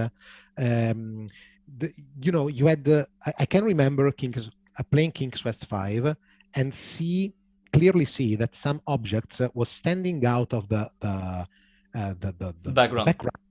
Yes, just because the background was painted and digitalized or something like that, and the object was just pixelated into the editor. So it was like having clear what I could have touched or not. And I was 12 or 13, something like that, and I think it helped me finish the game. It was one of the less the most difficult games I played, because Sierra allowed you to be stuck, to die, and it was exactly. frustrating. Yeah. It's a general. Dying is not a popular thing anymore. Like, like that's not the thing. Like, there's a reason why people don't do it much in point and click adventure. I mean, I don't mind necessarily, but it's like, save often. If you save often, you'll be fine in general. Like, it's such a but not really. I can remember Space Quest, but not going into that rabbit hole. We totally prefer Marshall also. We talk about that many times. We totally prefer the player to have just one challenge, that is understand how to progress, not taking care about not dying, not taking care, mostly not having dead ends, because dead ends are, if you have a dead end because the game warns you, well, it's okay. But when you are stuck with no way to come up with the situation, but there is nothing warning you, you can go over and over and over. And how far back you go. Save games, but maybe you have saved games, but where to go? I can remember King's Quest 5. You had to save a mouse from for the that puzzle. That puzzle was really you could have missed it. Yes, because you can throw a fish or an old show to the cat. One of the two objects is necessary later in the game, and if you lose it, you can progress hours in the game, and that you also forget that you had those into the inventory. So going back there and redoing it from scratch is not even an option. It's too much because you don't remember. Okay, it's too far back in time. So this is things that we're trying to avoid, of course. Another quick note: the inventory. When you have too many things in your inventory, that's just mitigation. It's not like it's not criticism or anything. That's just mitigating some that you work with. If you have too many items in your inventory, it could be more confusing. Experience or not, like what object to use where. Like, you could have maybe two objects that could be interchangeable when it comes to a specific puzzle, and then like which one you choose. Well, you can try both, but you see, those are like small things that it's just about adjustment to find the right thing. Totally true. Also because in this kind of games, players often seems like a kleptomaniac, because they have everything they see. That's the genre. Doesn't matter if you know how to use it, you just take it. So yes, if there are too many objects, yes, probably can be overwhelming for the user. Actually, let me ask you. Sorry, go ahead. Sorry. No, we just thought, looking back at our memories, we didn't analyze this, but in our memories, in Monkey 1, Monkey 2, for example, Simon the Sorcerer, you had something in the inventory that was totally useless. But if I actually think about it, it was probably 2-3 things. We we went a bit too far on powers, allowing you to collect everything. Yeah. That is something we can a improve. little while ago, like maybe, I don't know, a week or so, not that far. There was this like small discussion on Twitter about, like, between point and click developers about what to do with items that are that have been used. What are you guys' idea? What would you choose? Like, to leave the item, to make the just use up the item and it disappears directly, for the character to say something and to put it somewhere. Like, I know it's not like a huge thing, but I thought the discussion was very interesting because different people had different opinions on it. Like, what would you choose when it comes to an item that you have used for its purpose, right? It's not going to be used anymore in the future, so you don't need it anymore. How would you mitigate that? Like, you just take it out of the inventory? Do you say something? Do you make the player notice that it's like that something happened to it and it's no longer there, to give a reason why it's no longer there? What do you think? Or just leave it in the inventory? But I think it really depends on the game structure overall. For example, if the game is divided in very small chapters, I think it's fine to simply lose the object that is no longer useful in the next chapters from the inventory, and I think the player will assume that since it has used it, is no longer of use in the future. So that's one thing you can do. But well, in the end, you still have to achieve the goal of declutter the inventory. So I don't think it's really important how you do it, as long as it's clear for the player why it happened. So if something disappears in the inventory and it's clear for the user, it's fine. I think you triggered something that will become an evening analysis in the next few weeks, because we actually didn't we never thought about this as from a general perspective. We had discussions about the single, but very short discussions. We had to make decisions about the single items in the inventory, and does it make sense to have it here? Doesn't it make sense? Something like that. But from a general perspective, I second what Marcello says. One thing that I can remember from my childhood is that when you go from your session has ended. Oops. Do you we still hear see me? you. We still see you. Okay. No problem. Okay. No, I meant when I was a child, of course, children sees it more as an intimate stuff. But if in those games when I found myself deprived of my inventory, I felt like robbed. They took it away from me. What if I need it later? And of course, in a point-and-click adventure game, if it's well designed, you don't need it later. So as an adult, I think this can be really interesting if you take away an item that has done its course. Purpose, right? Yes, its purpose. Yes. The exhaust, it's over. So, but it really one thing that I will not underestimate is how much does it make sense in the world. I mean, we want puzzles to be puzzles. But I think one of the best designed puzzles are not the ones that are just there to block you. They are the ones you can solve thinking in the game world somehow. Okay, so for example, if I use a cup for or a bowl to take liquid and put liquid in another container. The bowl, taking away the bowl, maybe just a bit of metagame, like saying okay, you did the right thing, so I will take the bowl away from you because you don't need it in the future. But it doesn't make sense. The bowl, you still have the bowl, okay? So I would probably prefer to leave it in the inventory. And for example, how Marcello told, if I know that you go to a second stage of the game where you don't need a lot of stuff, I can declutter the inventory totally. Right. Okay. Like, for example, imagine the main character saying, okay, I will go to my room, change my dresses, and I will be ready for the night.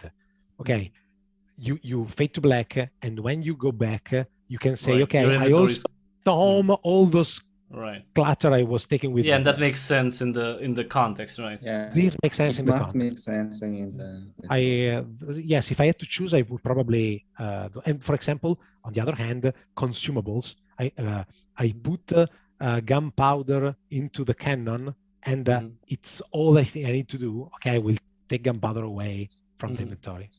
Yeah, because that makes Yes, sense. and Yeah. yes, and you also have to consider maybe the situations where an object has done its job, but could be a red herring for another puzzle in the future, and that you don't want the player to have something that could lead him in a dead end. So, for example, if a bowl can be used as an helmet and as a bowl, okay, and later in the game you need to protect your head. Okay, you can either choose to leave the bowl because it will be necessary for the puzzle, but you can choose to remove it because you don't want to mislead the player to that, or you don't want the player to have an item that is already okay to solve the puzzle. So you can have it broken, for example. Right. You can one use it more and thing. then, okay, I did, but it broke. Okay, then you can remove it, but it must make sense. Or for example, you imprison the player. Okay. We are going into deep suffer. analysis, actually. No, that's- We are Yes. analyzing the That's a problem good thing. because No, there is it's- one I more think it's, thing. It There seems is one- trivial, but you know, like, but it is something that it's, it has to make sense. You know, like No, it is not. yeah. Yes. It must make sense. From time to time, having a ideally consumable item in the inventory, like for example the cannon and the gunpowder. Okay, these may be a signpost that you can redo something. So, for example, because there are puzzles that you can try, fail, and try again. Right. For example, you want to point the cannon here or there. Okay, so leaving you that kind of stuff is signaling that you can fail Try and again. retry. Exactly. While if you want to signal the player that he did something good and this changed the state of the world in a way that is going forward, then you can remove the item from the inventory. I think this can be actually one of the most important things to consider into inventory management in a game, because this can be a sign to the player about what he is supposed to do next. Yeah, and can or cannot do that. Yeah, following. Yeah. Now let's go to the more let's say technical side of things, because so with Power in the Basement, you went for Unity with Power Quest. Was that your first choice? How did you get to specifically Unity and Power Quest? I know Power Quest is a very popular toolkit developed by Powerhoof, and they're great. They do amazing work, and like not only on technical side in terms of the visual. Totally. Yeah, but was this your first choice? Did you try other engines, or did you go with this one? Like, oh, that works, and let's go with this. Because it's so made for point-and-click adventures. This is actually bringing back memories of evenings of blasphemy. I mean, probably cursing, because no, it was not our first choice. Adventure Game Studio? Don't tell me, yeah, okay. Yeah. So Visionaire? What did you say? Exactly. That was the we started. When we started, we was focusing on to the design. So tooling would have come next. But since Dario is actually a good coder, and also he's pretty he likes to tinker with tools. He began his exploration with me about the possible engine, and we went straight to AGS. And Adventure Game Studio is a wonderful tool, really. The problem it has now is it's a bit old, and software doesn't doesn't Age well. age. No, not actually. You can use software over and over and over. It doesn't grow mold. Okay. Yeah, but your needs change. That's the thing, and The if the needs software doesn't change. keep up, yeah. Exactly. The tool was really okay, but for example, we are working on Linux. We live into the Linux ecosystem, and Adventure Game Studio can probably be run with wine, but I'm not exactly sure. That was a thing. And the other thing was exporting a game to platforms that were not Multiple. Linux, Mac, Right. multiple platforms, Right. tablets. Okay, so probably we could have used it, but we said, okay, before settling onto that, let's try something different. And okay, Dario was totally on the side of let's build an engine, but he was I mean, because more power to him, but it's like you really want to do that? You know what? Exactly. No, exactly. But he was totally aware. So It's he was saying it because it was a commendable. Like there's this game. It's a first-person shooter that's coded in Pascal. It's like what? I mean, that's amazing, but the amount of work, it's like it's like you would save so reinventing the much. wheel. I mean, okay, of course, yeah, but if you want to, you can do that. The point is, like, if you have other alternatives that would work for you, why try to do something new? Even if it's 100% yours. Yeah. In his defense, I have to say that it was much like the discussion was much like we really need to have a proprietary engine, and that. No, it's too much work. Okay, so it was like expressing a desire and then going back to reality from his side. But so the problem with having a proprietary engine is that it takes away the focus from building the actual game. So from AGS, I stumbled onto Visionaire, and I said, okay, this seems pretty mature. And Dario was like, Lua? No. No. I was also like, Lua. Right, no, exactly. Yeah. Okay. But I said, okay, this is probably one of the most mature things we can use without going click and click like Adventure Creator. That is totally good. It's totally okay. But there are a lot of tools in adventure games designed for non-coders. So we tried Visionaire, and despite it has a lot of good things. It works. They made great games with it. The Pony. Right. It works for the genre. Right. Yeah. Totally. It came a moment we felt really, really frustrated because not everything in the engine is actually exposed from its API in Lua. I can't stand Lua. I can't stand not being able to update a single property of an object by not clicking with the mouse. I say it was like the point and click was in the engine, not in the game. So we grew very frustrated. We were looking here and there, and we were worried about not having a tool that was developer oriented. Stumbling onto PowerQuest was really, really totally lucky event, because it was just I had my phone in my hand. I was closing all the tabs in Firefox on my phone that was there since ages. There were one on the forum of AGS. I clicked there. I saw I can't remember even the thread, and I erroneously click on next thread, and the next thread was, hey guys, I came up with a framework I did on Unity called PowerQuest, very dev oriented. I said, wow, let's see. And it was like heaven to us, because it was basically everything. It was in the code. I have to say, I don't shy away from this. I really don't like Unity. It's a behemoth of a thing. It has a lot of controversy. Yeah, that's fine. You can yes, say, this is controversial. That's fine. I didn't say Unity is less than of good. Course. Yeah. I said I don't like Unity, Yeah. but we had a lot of problems with it actually during the game. Incredibly, PowerQuest was the lifesaver. PowerQuest is a great tool.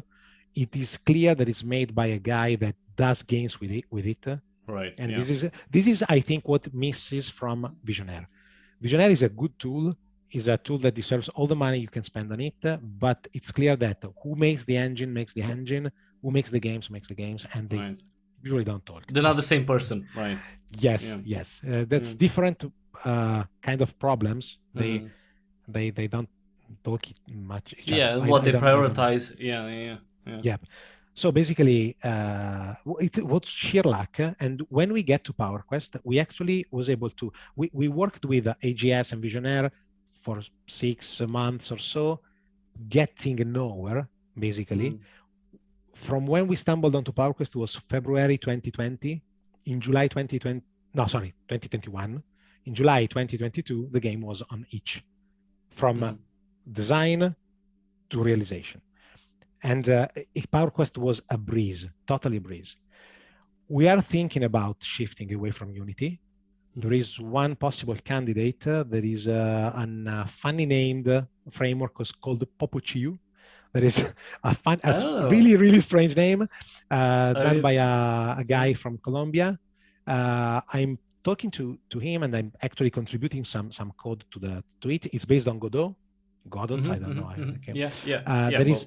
That's a better, like a wider, known name. Yeah, Godot engine. Yeah, exactly. And I know lots of point-and-click adventures based on it, though. Like because it misses a proper framework. There was Escoria that was created by the same guys who did Godot, but it was more of something like a project template. Then it went astray, and now it has been revamped by a guy. But I don't like, personally, I don't like how over-engineered it is. And instead, Popuchiu is basically inspired by PowerQuest. This guy wanted to make an adventure game. It's pretty skilled with Godot. Took a look at PowerQuest, but said, no, not Unity, please. Not Unity, so he recreating the framework. It is an open source project, a free software project, actually, so that MIT license. It is on GitHub. I'm contributing some code. I took, but it's really the early stages. I don't know actually if the next game will be on PowerQuest or on this tool. I'd really like to put Unity out of the equation for many reasons. Yeah, but like how far along, how far along would you be with the Lost Prophecy, before that engine becomes Totally. Because you don't want to switch, like no, you know what? No. You know what? We're 6 months from finishing. Let's switch engine now. See what happens. Totally. Either a game will start and finish on PowerQuest, or will start and finish off on another engine, whatever it will be. Actually, I'm not even sure that I'm pretty sure that The Lost Prophecy won't be the next game. I probably will do something in before it. We think. We talked about this with Marcello and Dario, and we will probably want to find help with The Lost Prophecy, maybe do a Kickstarter of sort. And if you want to do something like that, you have to show that you can deliver more than once. I mean, I see Kickstarter games that went nowhere because you can't trust the game to be creating a video game is a huge effort. And you really want to trust who is you are paying, I think. I'm not an expert with Kickstarter or something like that, crowdsourcing as a whole, but I think before getting there, I would eagerly pay Powerwolf on a Kickstarter, but I'm not exactly sure I would pay the next guy, the guy next door that never do anything. Well, technically you do have, something to show for. You're not starting from zero. You're not starting like you wouldn't have a Kickstarter page with just a few sketches and be like, give us money. Like you do have a game that people can play right now, and it's linked in the description for everyone to play. Just download it and check it out. Power in the Basement. So So you did prove something, or like putting out this this game. It's not like people. If people want to know what you're capable of, they can play this. So I understand what you're saying, that you want to prove more, like to we can deliver, right? You delivered already. You know, so Yeah, yes. I mean, Sure. at this point, I think like the biggest thing would be to build the audience, like to get yourself known more, for people to know, like, oh yeah, they're making a point-and-click adventure game, and so interact with people so people know you, and especially the point-and-click like developer community is so helpful with that, with sharing, with like That's supporting and everything. So like, if you want to go with Lost Prophecy and do a Kickstarter, I think you don't need to make another project in order to have to secure maybe. a successful Kickstarter campaign. That may be real. We have some ideas. I personally have a couple of ideas. One is I'm really in love with for other adventure games that may come before the Lost Prophecy. Beside the idea of showing we can deliver, I'd like to explore a bit more of a technical, some technical aspects, like for example, I'd like to make a step up with pixel art, not just by myself. I'm probably going to work on my style because I enjoyed actually doing it. beside no matter the results, everyone can judge. I don't think it's wonderful. I think it does the job. I was really scared about not being able to do anything, but something. I came up with something, and the most important thing is I enjoyed the journey. So it's really time consuming. There is one guy that you have to really keep in sight. It's called Rune, maybe Rune, like the Rune, Rune. Super Rune on some Discord. He's doing a small game on the Name of the Rose. He's a pixel artist since back in the days of the comic. I know the game. Okay, yeah. He's overly gorgeous. Overly, it's something like I would like to be such a huge pixel artist. I'm probably never be, but I want to. Come on, he probably has like how much experience like making? It's I think 30 years or something. But see, it's like yeah. But that's why I say this. I will be 74. Sorry, if I have to build up all the experience, but it's not a problem. I want to work more on the style, so that I can better understand what we want, and probably Marcello, maybe if we'll have a little bit more time in the next years. Coming up with what we actually want for the Lost Prophecy was so if you're gonna make like something in between, like before the Lost Prophecy and after Power in the Basement, it would be something where you're gonna like improve but also experiment more, like in terms of like styles and okay. Yes, also for example with interfaces. If I have to do a game today, it probably won't have Will as a main character. I would probably change completely and do another adventure. I have something in mind for a sort of Indiana Jones pulp style, not with archaeology, not with that kind of adventure. It's more something like international. Still a point-and-click adventure, like in terms of the genre. Still a point-and-click adventure. Right. So that's And yes, totally. But maybe I can say, okay, this will probably be a short to mid adventure, so that we don't skip focus from the main project, but maybe can have more areas, more exploration, maybe not just 5 rooms, more characters. Mostly the most important thing is having just one character made sense because it's Granny, Grandpa, and Will in the house, and that was all. It was just what we need, but I suffer from the idea of having so little dialogues in the game. It's really an escape room. Powers in the Basement is basically an escape room. So the next game can have more characters. I'd love to play with them, and in a different franchise, let's say, okay, right. We can, for example, experiment with simpler interfaces. Designing puzzles without verbs is different, because if you just have to click on stuff, it's more of a combination puzzles, using objects on objects, examining and triggering actions. It may seem just silly. It may seem trivial, but changing interface totally changed the way you have to design puzzles. Yes. Yeah, because you're limited by look, use. Like you can't open, Basically. you can't close, you can't. Exactly. Yeah. You Basically, can't give. you can push a character. You can just talk exactly. to a character, for example. Well, usually, and, characters you don't just push them because they're probably like, "What are you doing?" But I get it. exactly. But for example, but this makes for an interesting dynamics. That's why I love nine-verse interfaces, because you can actually, I don't know,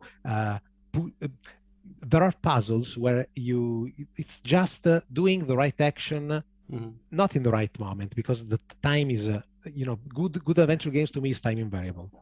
Timing is not a problem, but you may want to just put something more cinematic, like pushing a character before it falls down a cliff, even if he's just balancing on the cliff forever. Okay, and you push or pull it, and this triggers a cutscene. It may be trivial, but it adds to the idea that you can actually interact with the environment and the other characters. Okay, so that's, or maybe pushing a character because you want to provoke it, provoke him. I don't know, I have a bad guy, and you want to push him just to make him, to show that you are worth. It's color, but it adds to the. Yes, so the basically, flavor of it changes a lot. When we were talking about the cat, speaking with the cat, that's a very deliberate action to talk with the cat. Right.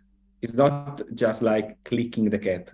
Okay, it's a very specific action that you're doing with interacting with something in the screen. So 9 verbs versus 1 or 2 option. It's very different from the player's point of view, because it changes the way you are involved in the action you perform. When you have to push a character from a cliff, if you just have to click, you don't know what your main character would do. Yeah. You just know that you have to interact. Right. Yeah. You know they can perform an action on the NPC or the characters, but you don't know why or what's gonna happen. Whereas with the 9 verbs, you can actually plan. Well, no, I want to talk to this character, or I want to push him. So that requires more involvement and more thinking from the player. Right. Yes, it's a matter of achievement. You must know what you want to achieve with that action. Yes. And you don't just click to see what happens. I'm exaggerating, okay? It's not like that, but basically there are moments when you click and see. I remember playing Deponia, and they said, of course I have to put this there, or I have to pull that lever, and I click on the lever to pull it.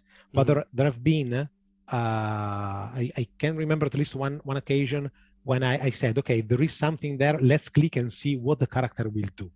And this is more like triggering the story someone else wanted to show you. More railroading, okay? Yeah, it's anti-praxeology. Sorry? I have to use the word. Praxeology is like the science of human action, which says that humans engage in purposeful behavior. So basically what it means is that every single action that humans portray has a goal. Like you don't, like if you pick up the pen, that action has, like, you picked up the pen because you wanted a result from that. So, like if you just click on something, right? You interacted, but you didn't know why you interacted with the character. Whereas the 9 verb one, it's exactly the logic of praxeology is like, no. I want to do this action because I want this result from it, or I think I'm gonna get that result from doing that. So yeah. I'm not saying that every single click in a simple click interface is like that, but probably you have to design puzzles so that you foreshadow the purpose of your click if you want. So you know, I'm gonna click this, so I'm gonna push this, or I'm gonna click this, I'm gonna pull it, or It doesn't have to be like, oh, what's gonna happen? Let's just click. Let's see what happens. Like, because then you're taking some of your power. Let's say it's taken away from you. because you don't know. Yeah. You're just the person clicking. You're not the one participating in the story. You're just clicking a button, right? So Yeah. someone else said like, oh no, this is this action. This is the result. But this yeah, is the result, yeah, exactly. yeah, Your yeah. click is this action, your click is this other Right. action. Yeah. Instead, I want to perform an action and you are Yeah. informing me that it's not the right one. Okay, but I have an agenda, okay? Mhm. I have my agenda and I discover it's another form of exploration. That is one of the Yes. important tropes into the genre. You have to explore the landscape, the environment, the whole setting, but you also can explore with your actions how much interaction with the environment you have. Yeah, what It's you can do or another not. dimension of the same. Yeah, concept. it's more realistic in that sense because that's how humans behave. They Yes, look at the exactly. environment and try to figure out what they can do with the various things in the environment. Like, oh, can I pick up this rock? Let me try, and then you see if you can find it. But if you just click on the rock, it's like, oh, well, I kicked the rock, or it's like, well, Yeah, I exactly. didn't necessarily want that. Yeah, yeah. If I remember correctly, in Monkey Island 2, there was a moment where you were probably it was when you were tied hands up with Wally Yeah, yeah. on the pool of acid. I can't remember, and the verbs all changed in like spit, kick. It's because you can't do anything else, and that Right. was a hilarious moment. If I remember correctly, it was Monkey 2. It was hilarious to me because wow, my options have changed Based because on, of right. course I can't do that. Yeah. It was like adding to the mood. What you can do with your bot hand side: spit, Right. cry, kick because you're Yes. in the air. It was funny. Yeah. And it made sense in the context. That's the whole thing. It's like, Yes. well, I have a button that says push. That's not going to do anything because I'm suspended. So yeah, it makes sense. Yeah, yeah. That's Yep. yeah. Well, but that's also something to that you have to put in. Like you have to code in. You have to make the scenario to. And it's not a bad thing. It's just that. Yeah. There is no cool bad or thing. good. There is no bad or it's good. different. It's just depending on the change the way you tell your story. This is for sure. The interface, the way you interact with the environment and the game changes the way the story is told. Now, one of the things that maybe it's more, let's say, more subtle. I think the audio part of Power in the Basement. I don't know what like. I'm gonna give my view. It sounded very, for the most part, a very like a playful soundtrack. Like it kind of invited you to enjoy and explore and like have like a childish view of the world. It's at least that was my interpretation of it.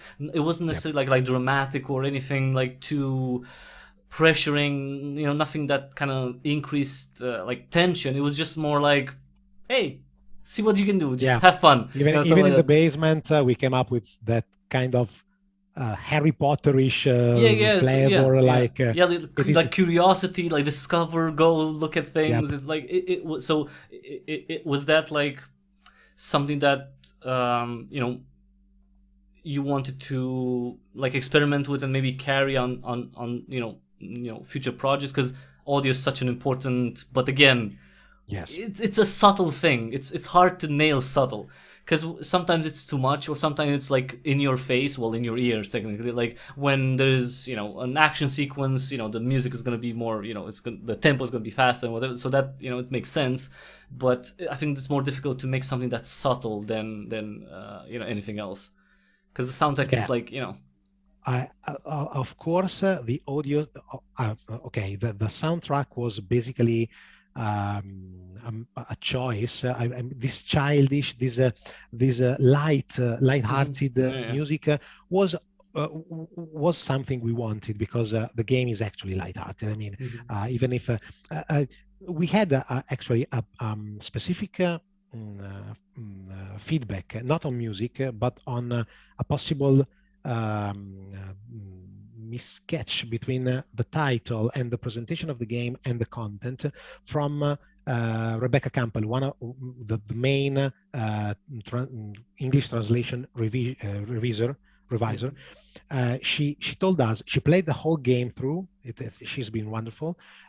She did more than one pass over all the strings, and she tried to come up with many advices on how we can use we use the English in the right way and the wrong way. And the last thing she said to me was, okay, after everything is polished, in my opinion, is good enough in English, one thing I have to say is that the title doesn't click that much with me, because the game is always funny, comedy, lighthearted, but the title foreshadows some thrilling mystery that is actually nowhere to be found.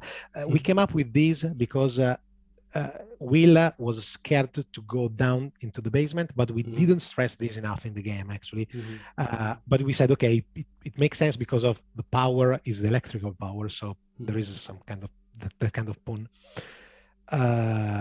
We decided to leave it like it was, and it's. I don't think this is a big deal, but actually, you are right. The whole game is never thrilling, never pressing.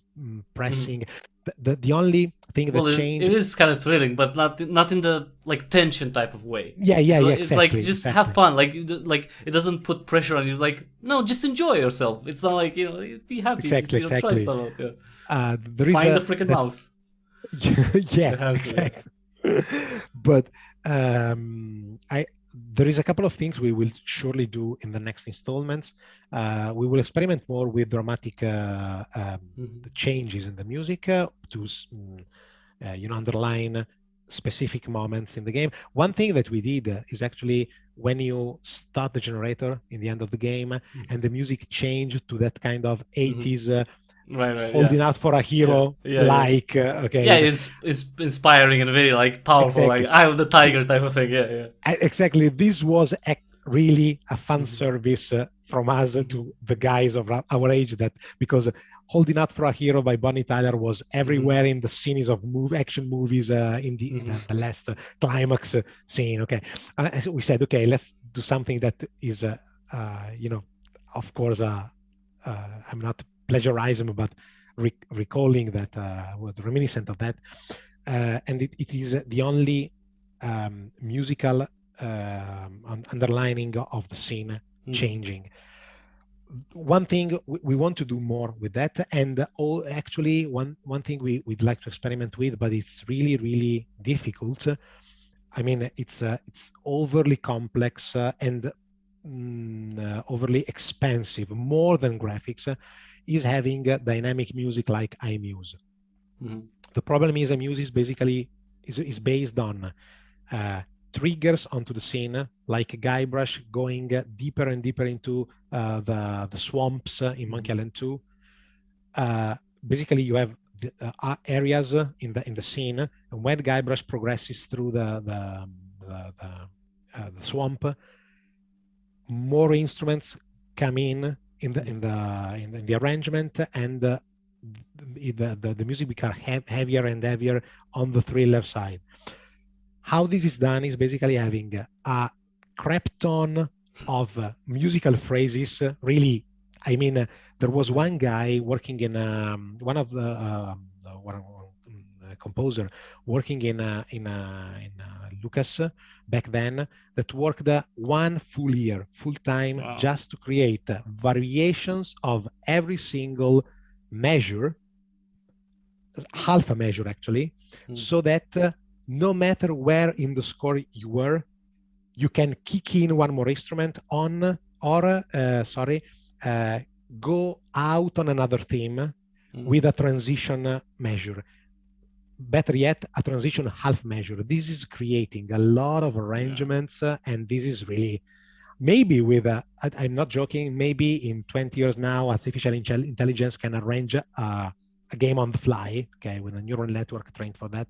But at the moment, the only thing you have to do is write a shitload of music. I mean, and in 20 years, maybe it's gonna do pixel art for you. It's like, we'll see. I don't know. We'll see. It's gonna be. It's a lot of work. So So really, I don't know if we maybe we can do something like that on a specific. I know on the climax of the game. Okay, something like pumping up the music based on areas, but I'm not sure we will able to achieve this. Of course, Well, we will yeah. work more on the on the.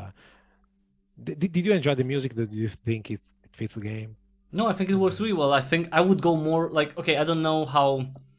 I'm guessing the Lost Prophets is going to be heavier when it comes to the theme. Like, it's not going to be as cheerful as Power in the Basement.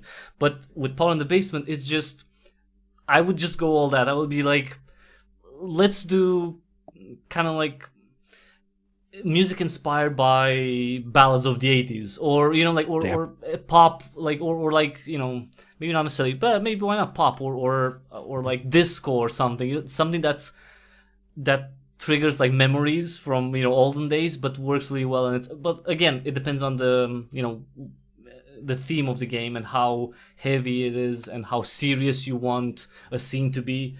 But you can find different things. I mean, Bonnie Tyler has a lot of songs, so you can, you have to put like Total Eclipse of the Heart somewhere in there, I guess, like something of that sense. I'm sorry, but if I would go for ballads from her, I would go for Total Eclipse of the Heart. I think that's that's my jam more. I think we have to do some kind of put some kind of romantic intercourse in the next game so that we can use the ballads. Yeah. No. The sound, the soundtrack, I think it works really well. It's like, again, it's subtle. It's subtle and it works, and you don't really. It doesn't bother you. It doesn't come up like. It doesn't come up at its own entity. It just adds to the scene, and it's like it's exactly in the place where it's supposed to be. It's not supposed to necessarily be like super uplifting, because it's not a movie. I don't necessarily want that in a game, because a movie it's something passive. Where I get in something passive as a movie, you want to use music in order to get new emotions or higher emotions from the audience. But when you're actually in the game, you interacting with the game and like figuring a puzzle out, like that gives you an adrenaline rush, that gives you a dopamine hit. So you don't need necessarily like a build up with music in order to build up your emotion. You're already doing that through your own actions in the game. So the music in the games, usually I think it's like just like a subtle score that just goes with the environment and what you're doing. I personally agree. One thing that we did is to steal. It was as a musical steal, borrow. Yes, borrow. No, it's not also borrow. It was obviously tributing when you start up the generator, and it's the last thing you do, playing those 4 notes of the main theme of Back to the Future. Because it was just funny. Yeah, but that's fine. Yeah. This is underlining that you did the right thing, but we had to stop the music, play that, and then play the other theme. In a movie, music flows with the scene because the scene is predetermined, and so you have the perfect timing for the music to go with the film, with the movie. This is not the case with the game, because the timing is dictated by the actions. Player actions. So that's why iMuse is one of the most incredible things that I experienced back then, even in X-Wing or TIE Fighter, engaging a combat with another spaceship, and hearing the music getting more rushing and more pressure in the music, more emotion, to me was incredible. It was like having a movie behind you, and not just for adventure games. It was even better for action games, actually. But it was so and also there is one caveat with iMuse. It was only working with MIDI music, because having iMuse working with a pre-recorded music means you have to pre-record or pre-render every single bit of transaction. It's actually a bit too much. How much money do you have to like get a whole orchestra to work for you, record like like for 5 weeks in a row, just every single sound possible? It's like I have one in my fridge, a full orchestra, and I don't want to spend so much power on the microwave just to bring. No, I mean, again, there's ways to mitigate, like in terms of the budget and everything. And like, with Power in the Basement, I think it works really well. It's exactly what it's supposed to do. It's not. Wonderful. It doesn't stand out like some games want music to to trigger something in you, and it doesn't have to be like that. It does. You don't necessarily need that. It just needs to go with. It just has to make sense with the emotion that the game already creates within you, through your interaction. That's it. But yeah, it depends on the if you're a AAA title, then you pay There is another. I don't know how thing much. I'm not a composer. I'm just a musician. I love to write music, but I never wrote a score, for example, for a soundtrack. So this was my first foray into this kind of activity, and I had my setback moments. Like I'm not able to play anymore because I don't know how to put this. But anyway, something came together. I think that should I have to do something for a larger game, or imagine that we do a Kickstarter and we get really a lot of money, okay, then I would actually query a composer to help me out, or at least I can give him some idea or direction of where I want to go. We can actually. Marcello is a musician, but writing a full score is another another thing. Yeah, another level. Yeah. Totally. Like, for example, having a really good pixel artist doing the bulk of the work. I can come up with something good for the composition maybe, and then pass everything. But actually, Marcello can come up with something good for the composition because it's really good in that. But anyway, then you can have a full-time pixel artist actually doing the heavy lifting with a lot more quality than what we did. This came out of our hands, basically. This is something we discovered we were able to do, and we didn't even know if this is good enough or not. I mean, this was the best we can come up with in 12 months. Well, don't be humble, because I think it worked out really well. I don't like. Which, speaking of, that's my opinion. But in terms of not feedback during testing. I mean, after you released Power in the Basement, what has been the reaction that you've gotten? From regular players, I don't know, from press, from anyone that has tried it. Again, after the testing period, when you actually released it. Yeah. When after the release. Well, there has been the first week. We actually we had. Okay, first of all, the feedback is good. Is actually the most recurring feedback is something like, wow, thanks, you brought me back to the 90s on my Amiga. Okay, that's more or less what will go. So basically, we totally hit our target. It resonates as we wanted, and that's good. We also had more unstructured feedback, usually people enjoy the game. We didn't had any negative feedback. I mean, nobody that told us this game is crap. Worst game ever. It was frustrated. Yeah. Okay, that is pretty strange. I think you usually have the enthusiast saying wow, the hater saying blah, and then in the middle someone more critics that. But instead we just had the wow. I think I really think the main reason is that who played the game was biased. You don't just stumble onto a game like this and say, okay, we'll play it, and I don't know what it is. Probably if you want to explore, you go on Steam and buy something, or just pick up your based on recommendations, right? Yeah, based on recommendations, maybe. Okay, but so probably we just have the feedback we expect because we attracted the people. We didn't go on Steam yet. We will probably do in the next month or so, and probably I feel that we will have a lot more download. No money at all from there. I mean, we didn't get a lot of money here, but way more than I expected. Around 300 euros, 300 bucks. That's not bad for donations. It's a shitload of money. The thing is, what about 30 euros? It was out of nowhere. That's I understand the idea behind it in terms of it's a little humble, maybe more humble than it should be. That you just wanted to finish it and put it out. I would have been just advertise it, say 2 weeks in, a month in advance. We have a game. We're gonna maybe with the Steam release you could do that.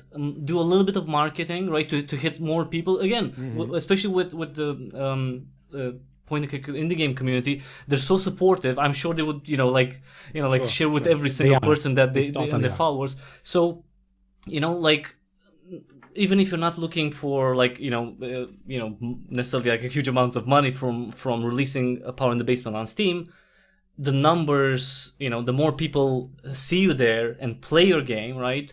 Maybe you can, take them to a Exactly. newsletter, Exactly. and then for future projects, announce them, so they Exactly. know of The idea you, they is follow you. visibility. Yeah. Yeah, yeah. That would be like a huge thing with Steam. You can reach a lot more people that are going to follow you for a longer period of time, and maybe take that into again, a newsletter would be good, so people kind of know what you're doing, or when a Kickstarter is launched, right? Because that's another thing. How do you make people know of Of Kickstarter? course, Yeah, of course. yeah. But the idea was actually, first, let's start with this. We never thought about making money with Powers in the Basement. Of course, the donations are there, and first of all, because free games on each can't do without donations. Each asks you to do donations because they, of course, enjoy a part of the game. So first of all, really, if anyone that donated to the game is listening, thank you. It was not the case. Thank you really for the support. It was not our goal. And going on to Steam is not the goal in making money. I'm pretty sure that on Steam, people on each are pretty supportive. Each is a platform for independent games, and who enjoy independent game publishers like us is supportive. On Steam, I think the numbers will. It's more commercial. Yes, right. It's more commercial. There are going to be more people who play it, but yeah. Yes, but probably we will reach a wider audience on Steam. But we will have many more downloads. And there we will probably see our first critics to the game, because it will be probably downloaded maybe from someone who is not accustomed to the genre, is not biased towards the genre. So the feedback all in all is good. We had very supportive downloaders who warned us about little bugs or little things to iron out. So we had a couple of releases, updates, and we probably will do one more the next month. Small stuff, really corner cases, but why not? But usually the thing we can say is actually we reached our audience, our target audience, and we're pretty happy with it.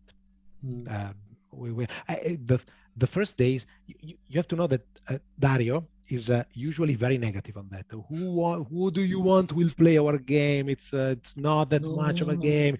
It doesn't mean anything.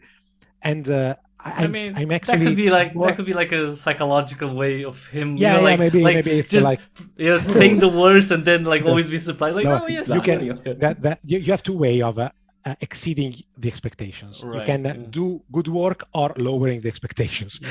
I think we go, but I'm instead a little less humble. I'm pretty sure we did something good. I enjoyed doing it, and I'm happy with what we did. I'm not saying it's a good game because you can say it. I can't say it because you can say it. I can say it, okay? You wouldn't lie. Others confirmed it. But all in all, my idea was I want to be proud of what I did with my forces, okay? That's the idea. Then maybe it will be bashed to death by criticism. Maybe it will be enjoyed by many. And the first week, when the first good feedback began to came, Dario was, how can it be? I can't understand. And it was like, no, you have to understand. We did a good job. Good job, yes. Live with it. Okay, it's not a problem. Okay, but after 3 weeks, when we received, actually, you know what? Your feedback was one of the most the worst. The most heartwarming for visceral. Me. Yes, when you said, you wrote me privately. I can say this. You wrote me. You can wait. Oh, no. I can see this. I'm pretty sure. No, because it's wait. Private communication. Wait, what did you write? No, you wrote to have this interview. When you proposed me this interview, you wrote me. Powers in the Basement has been one of the most, if not the most, surprise, the most Yes, the best surprise. wonderful surprise, the Yes, best surprise of yes. this Of summer year for me. For me this year, like, because I was thinking about like this year. yeah, and yeah. and I was like, oh, wow, this but was see- really. yeah. That was the moment I phoned Dario and said, "You are right. This is going out of our hands," because I'm now puzzled how one can say it was one of the best surprise of the year. I would not thought it would such a feed was not in my radar. Okay. Well, look at it from like I go on itch regularly to look for games. So I stumbled onto Power in the Basement. Like it I didn't even look for the genre. It was just one of the latest things that was added. Clicked on it, liked the style, which you're being humble again with the pixel art. I think it's great. I think it works great. I wouldn't change necessarily anything on it, like, because if it works so well, it works so well. But that's you're a perfectionist. That's your prerogative. Keep on working. I see what I wasn't able to do and wanted to do. Sure. That's fine. Keep like in terms of the visual, I think it works, and it's just after playing it. Agree. So that was the first attractive, but because that's the first thing you see, right? The visual style.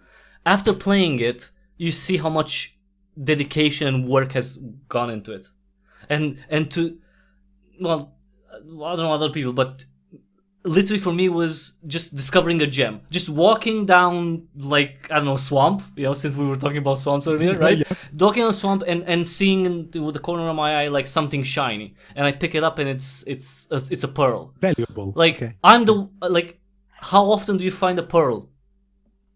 That type of feeling I got. Like oh my god, I just discovered something amazing. Yes, like for me it was exciting because on a normal day I just discovered a game that was such a good project and I didn't know of it, and it was like a beautiful flower that just appeared out of nowhere, and I was the first one to see it. Like how is that like? And I wanted to share it, and that's why I did the live stream and everything. But it's like, how can you not be excited about that? It's like you're the first thing to see something new and beautiful created. Like and again, this is one of those touching moments for me. Thank you. But you know what? Maybe working close door, just for the the fear of announcing something that would have never seen the light, added to this surprise for you. I mean, you told me a couple of times it came out from nowhere. Yeah. Okay. I didn't know that Illiterate Games existed. Illiterate Code Games. Sorry. With anyone, I promise you, I'm true to you. Beside the testers, I didn't even talk about how far we got with this to my family. Not my family. Of course, my wife and kids. They knew, but for example, they were testers. Brother, they're unpaid testers. No, they were supporters because the amount of time my wife had to spend alone, I hope alone. I hope she doesn't see this. Jesus. Okay. I hope you told her not to look at, not to watch this. Just a joke. Yes. Still, okay. You're gonna. It was creepy. Okay. It wasn't creepy. It was like you're gonna get smacked. Like when she sees this, it wasn't creepy. It's like, what did you imply? It's like she's totally accustomed to this. My wife has. She knows who she married exactly. Yeah. So yeah, totally. Yeah. We knew each other way before we married, so she's totally on. She has no excuses. Exactly. It's like she knew what she was getting into. She knew what she was doing. Right. But anyway, I was really. I didn't. I have and Marcello also has a pretty large cemetery of unfulfilled projects and ideas that was talked about here and there and then never saw the light. So this time I said, this is huge. This is something I really care about. I don't want to tell everyone I'm doing this and then fail. Let's say not fail, but somehow, I don't know, lose traction for some reason. So I wanted this to be over before, not that no one, but you know what when I started working on the final arts for the game, and I knew it was just after painting the backgrounds, the final backgrounds, and I starting with the animations, I said, okay, I'm totally confident I can do something. Not the best work out there, but I can do something that makes sense and that works. So now it's time to talk, at least the relatives and the friends about this. Not bragging out, but because, okay, I'm doing this and probably Sharing. it will be out by this summer. And it happened. Okay. So now I personally feel more confident about saying we will strive to do more adventures, and I personally really want to do the Lost Prophecy. I don't know if we will be able to put all that effort in it, but if not, we will shrink the scope, break it in chapters, as Marcello said. But I really think Lost Prophecy deserves to see the light. And I'm not saying this because I'm in love with what we did, but if you enjoyed Powers, I don't know, the Lost Prophecy is bigger and bigger. I mean, it's more comedy. It's more comedy. It may be the same graphics, it may be the same interface, it may be also the same sprites for Will, so that we don't have problem. Obviously, it's going to have some similarities because it's the same genre. Obviously, yes, you're not going to change everything. Of course. But I mean, we can reuse assets. Right.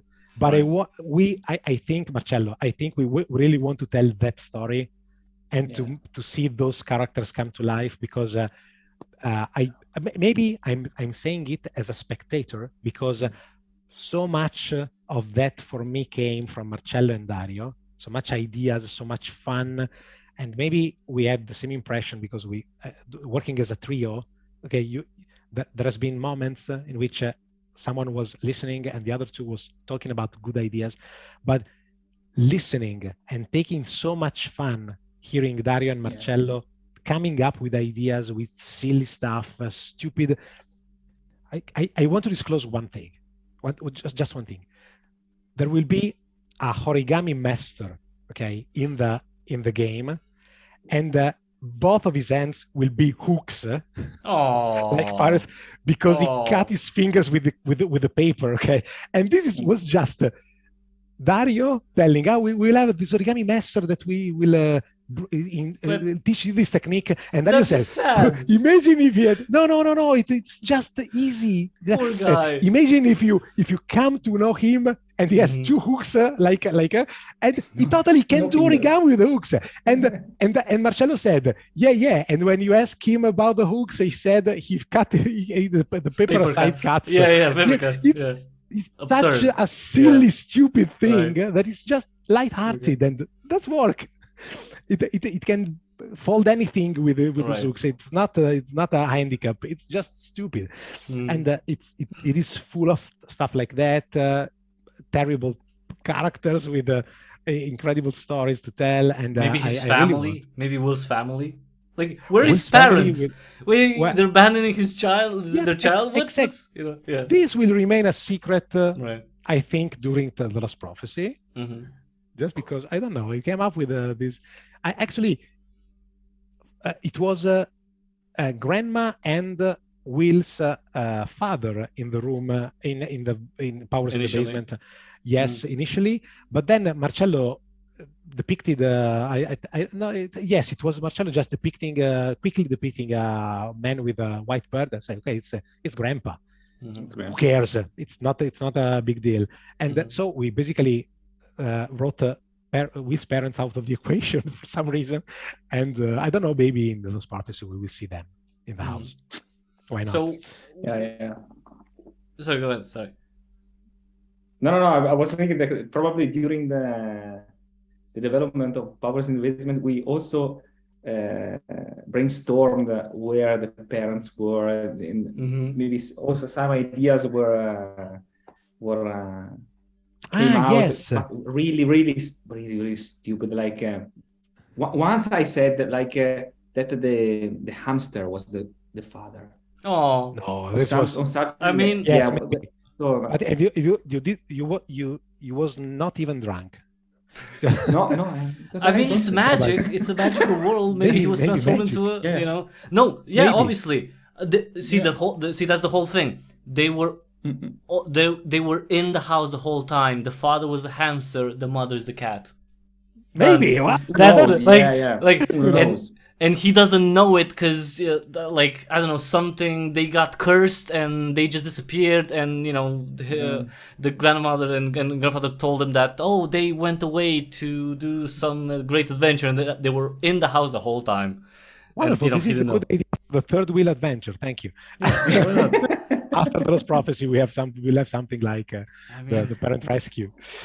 oh yeah, that'll be fun actually. Ooh, that'll be quite a huge thing. Yeah, to get, I don't know, to find like a witch from in a faraway land to lift the curse of your parents. Like that would be pretty Exactly. cool. Yeah, Something like that. Yeah, Maybe. and she No, could but be that- like, yeah. Anyway, that was it. Yeah, going back full circle. The Lost Prophecy is to me personally, but I think Marcello also, is a lot of fun. It may be a lot of fun. And we want to bring it to the audience. Let's No. see if we manage.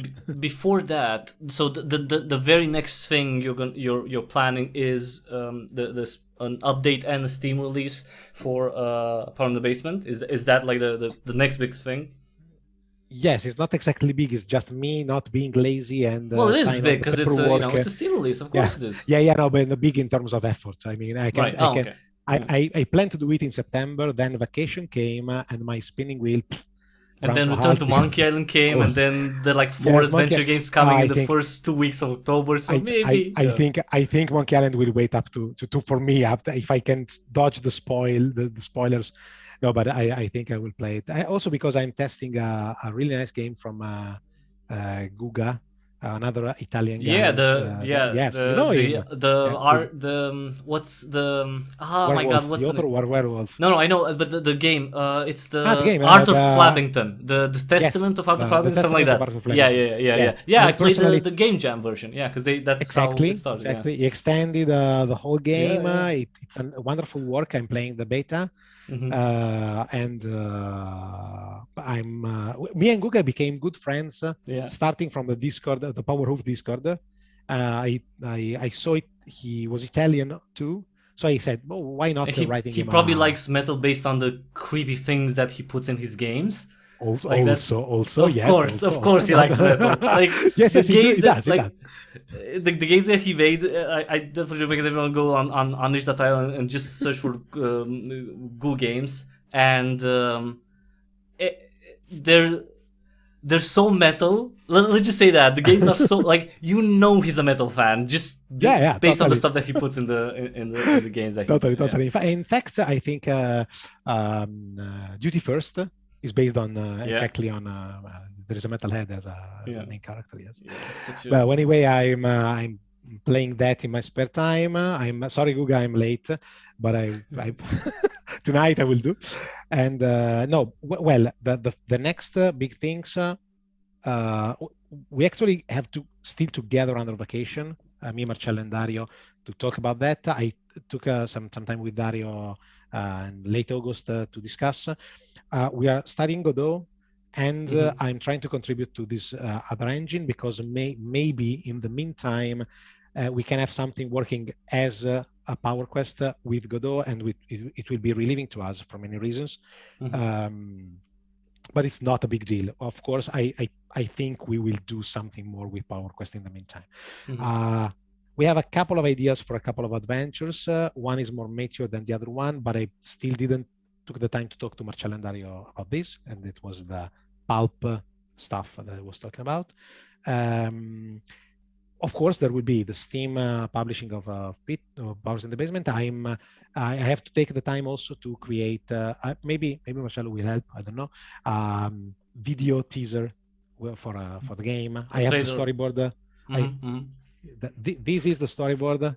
Oh, it's nice. terrible, but it works. It's just a sketch. That's what it's supposed to be. Just, yep, exactly. Yeah. And but so I know how it will work, but I have to record a session of playing to get all the parts. And you've played it so many times that you're sick of playing it again. Yeah, I get it, you know yes. what? Yeah. You know what? Before this interview will end, I really have to praise Dario once more for one thing. Playing so many times.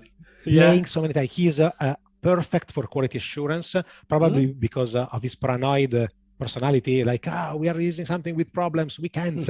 And I beside me taking fun of his attitude, it's really. I would never been able to stress the game like he did. He took he catched some corner case, and without his quality assurance, the game would have never been so polished. Really, did great work.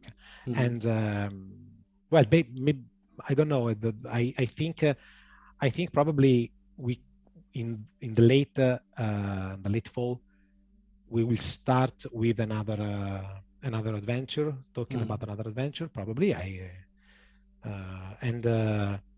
don't know, Marcello is tinkering with Godot too, making small games, and actually we are also releasing anything like or is it just like playtesting, or are you like putting anything out, like in terms of this project that you're working on, Marcello, like anything that like publicly? That's what I mean. No. Because I'd be interested to see. Oh, okay.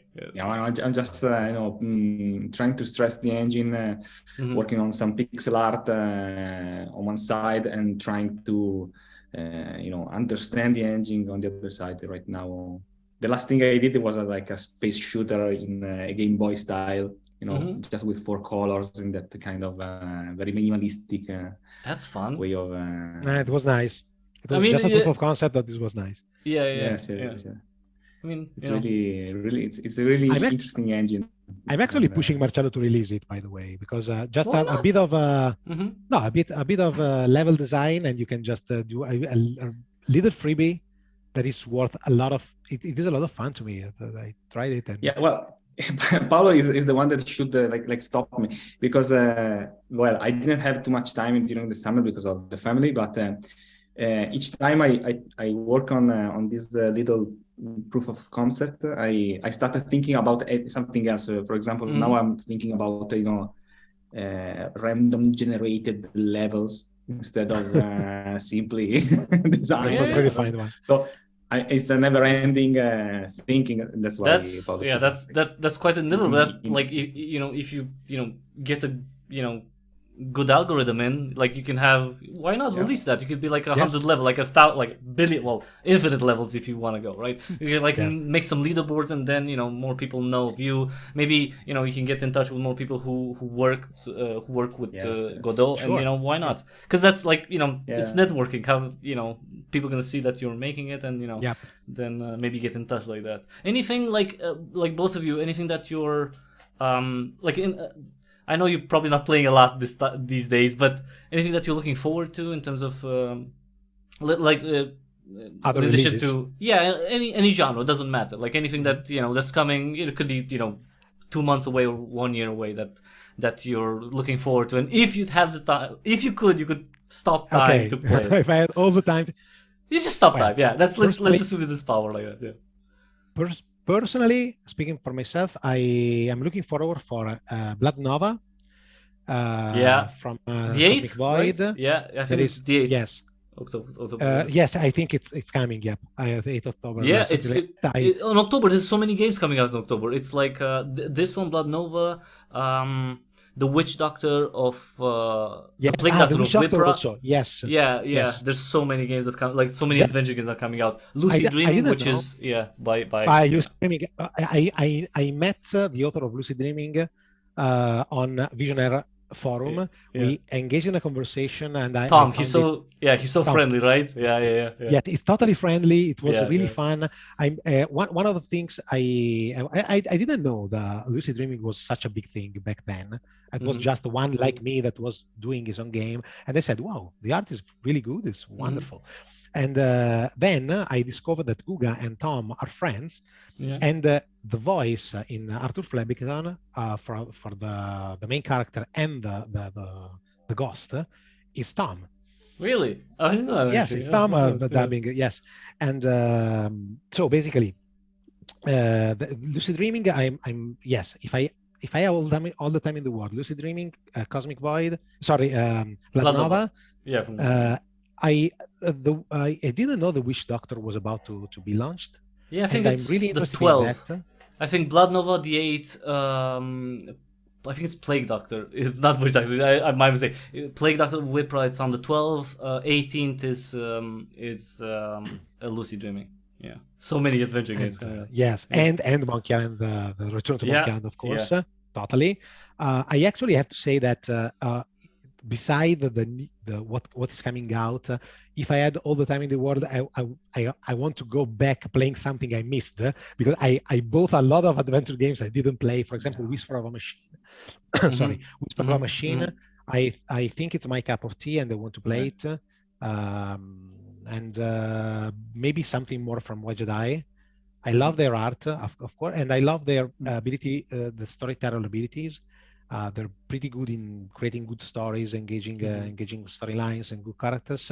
I found the puzzle not that challenging, but this is not a problem with me. I'm just enjoy a simple game, relax, and go on. It's more investigation, I think. Like, I don't know if you played the Old Skies demo. I covered it. I put like the video yesterday, and this is the new game that they're making, and it feels like more, it's obviously it's a point-and-click adventure game, but it feels like more investigative than anything else. You know, it's not so much as, you know, like classic puzzles. It's more like investigation, I think. Yeah, right. Their game are pretty good into stretching the genre a bit. I like them.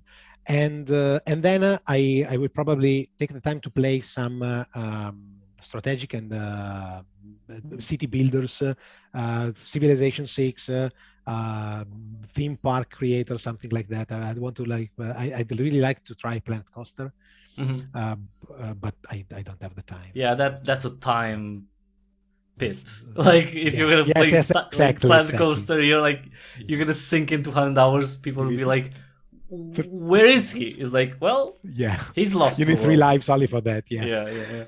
Yeah. Much of anything that you're looking forward to? Any genre. Doesn't have to be point and click. Well, in the past 5 years, I had 2 kids, so I had to really, spend my sleep hours with no, very careful, but it's so worth it, right? That's the whole thing. You'll find more games. Yes. Well, right now I'm in the process of introducing the first one.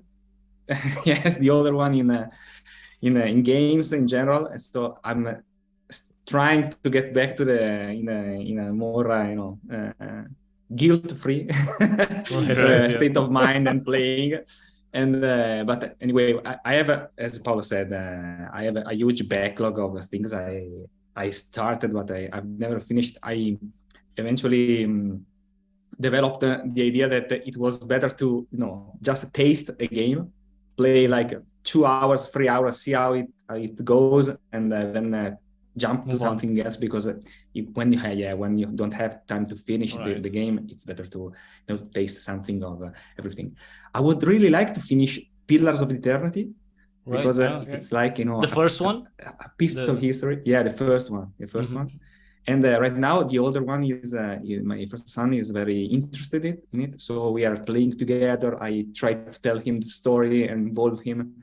That's a good genre. It's a little crazy, that's a good for a small child, but it's a very good job. Yeah, it sounds when you say I thought you'd be like showing them like, I don't know, like Mario Kart or something, and be like, no.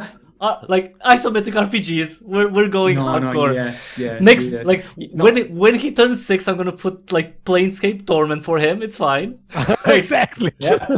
Because when I was 8 or 9, I think it was the Ultima moment. The Ultima series, the Ultima saga. Okay, I remember I played the Ultima 8 like, I don't know, a million hours, and he is very interested in video games. I have to introduce him a little, and guide him, because he's also very, very good at it.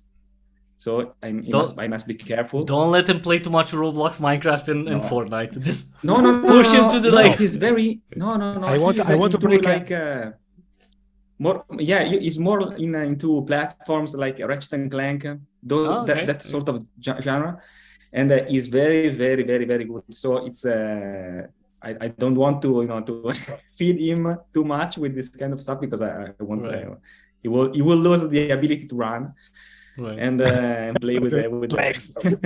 with the hands. That appendix, not legs. Yeah, that's one thing I want to finish. Then I'm looking forward to see if I'm following the step of Amy Hennig, because I'm a huge fan of the Legacy of Kain saga Series, yeah. So I and I mean, so when was the last game? Jesus Christ, it's been so long. Yeah.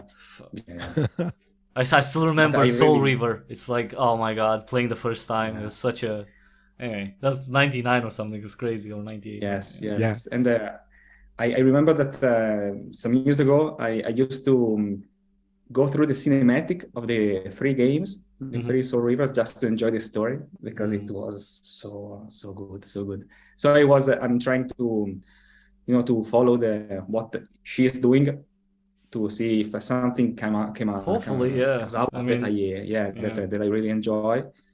And because every time I talk about video games, she comes into my mind. When you first spoke about how the video games has changed into more cinematic and story driven media, I can't think about Uncharted 2, for example, and how that really changed the way that we perceive the video games from just entertainment to a more advanced and wider form of art. So that's what I usually do. I try to finish some games and to train my son and see what she does. Trying to play the cool game. It's like, here, this game is called Knights of the Old Republic. Like, just I mean, those are really cool. Like if you can get him, like, and he enjoys them, obviously, like, like Icewind Dale, like, all the, like, Baldur's Gate 2, like, those are they're so amazing. It's like I don't have any, like, I don't want to criticize what's going on today in RPGs, but those are there's not, you can't match them. It's like, it's crazy. Yeah, but you need to be a little older, of course, because you have to read a lot. Right, yeah. But they are so, I don't know, so compelling as titles. And One thing eventually, like, sorry. No, I will say you mentioned the D&D based franchises like Baldur's Gate, for example. But I Neverwinter Nights. Neverwinter Nights also. Yeah. I've never been an avid RPG player. I played them, some of them, but I'm not that involved in that specific genre. But I was really curious about Torment, Tides of Numenera. That because I followed Numenera when the pen and paper, the tabletop role-playing game came out. I really enjoyed I didn't enjoy the game mechanics that much, but I really it's a really charming setting to me, and I was just curious if any of you played it. I haven't played that game because the setting is.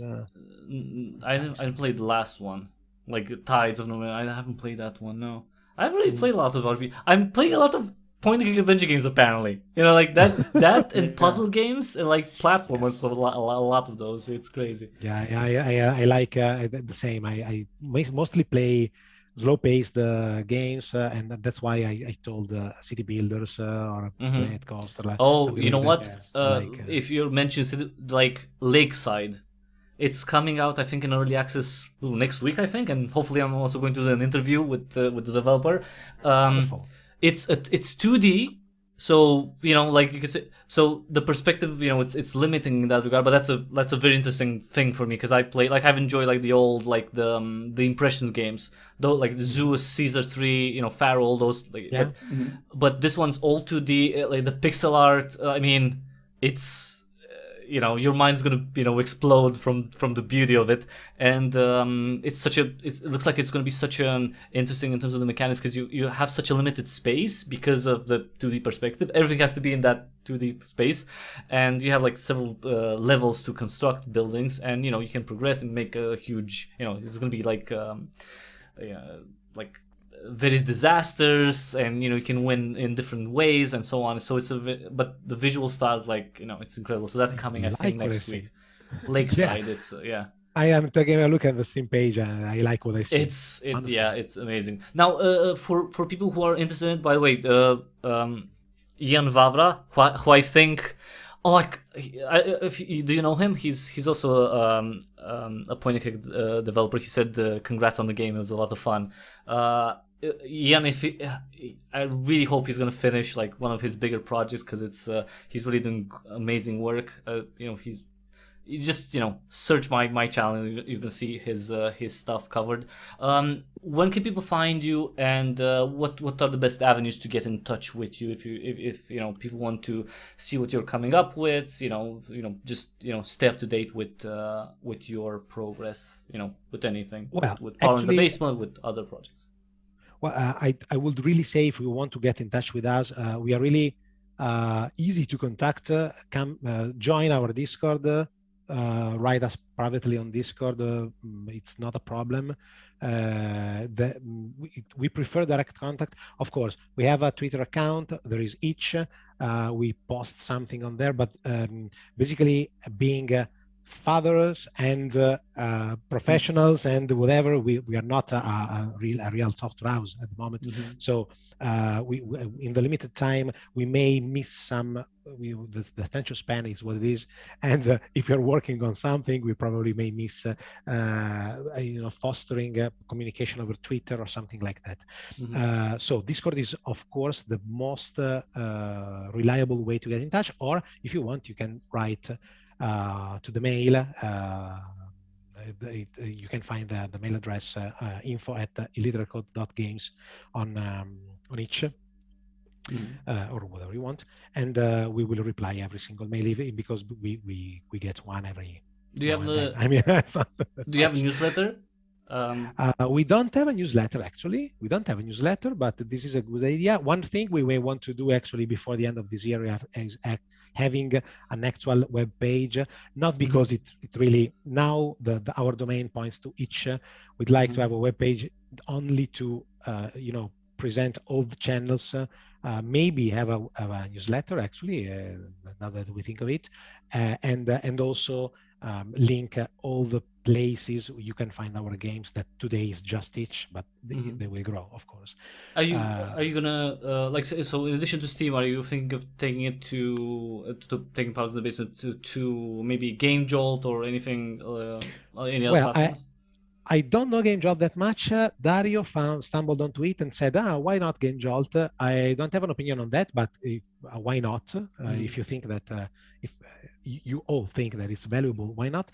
I don't think it's going to cost anything. That's it's just another avenue for people to find you. I don't think it costs. Yes. Yeah, that's something. But I don't know how much Game Jolt is. Actually, I know I sound like an old boomer, but I don't know how much Game Jolt is a thing, or if it's just a niche site.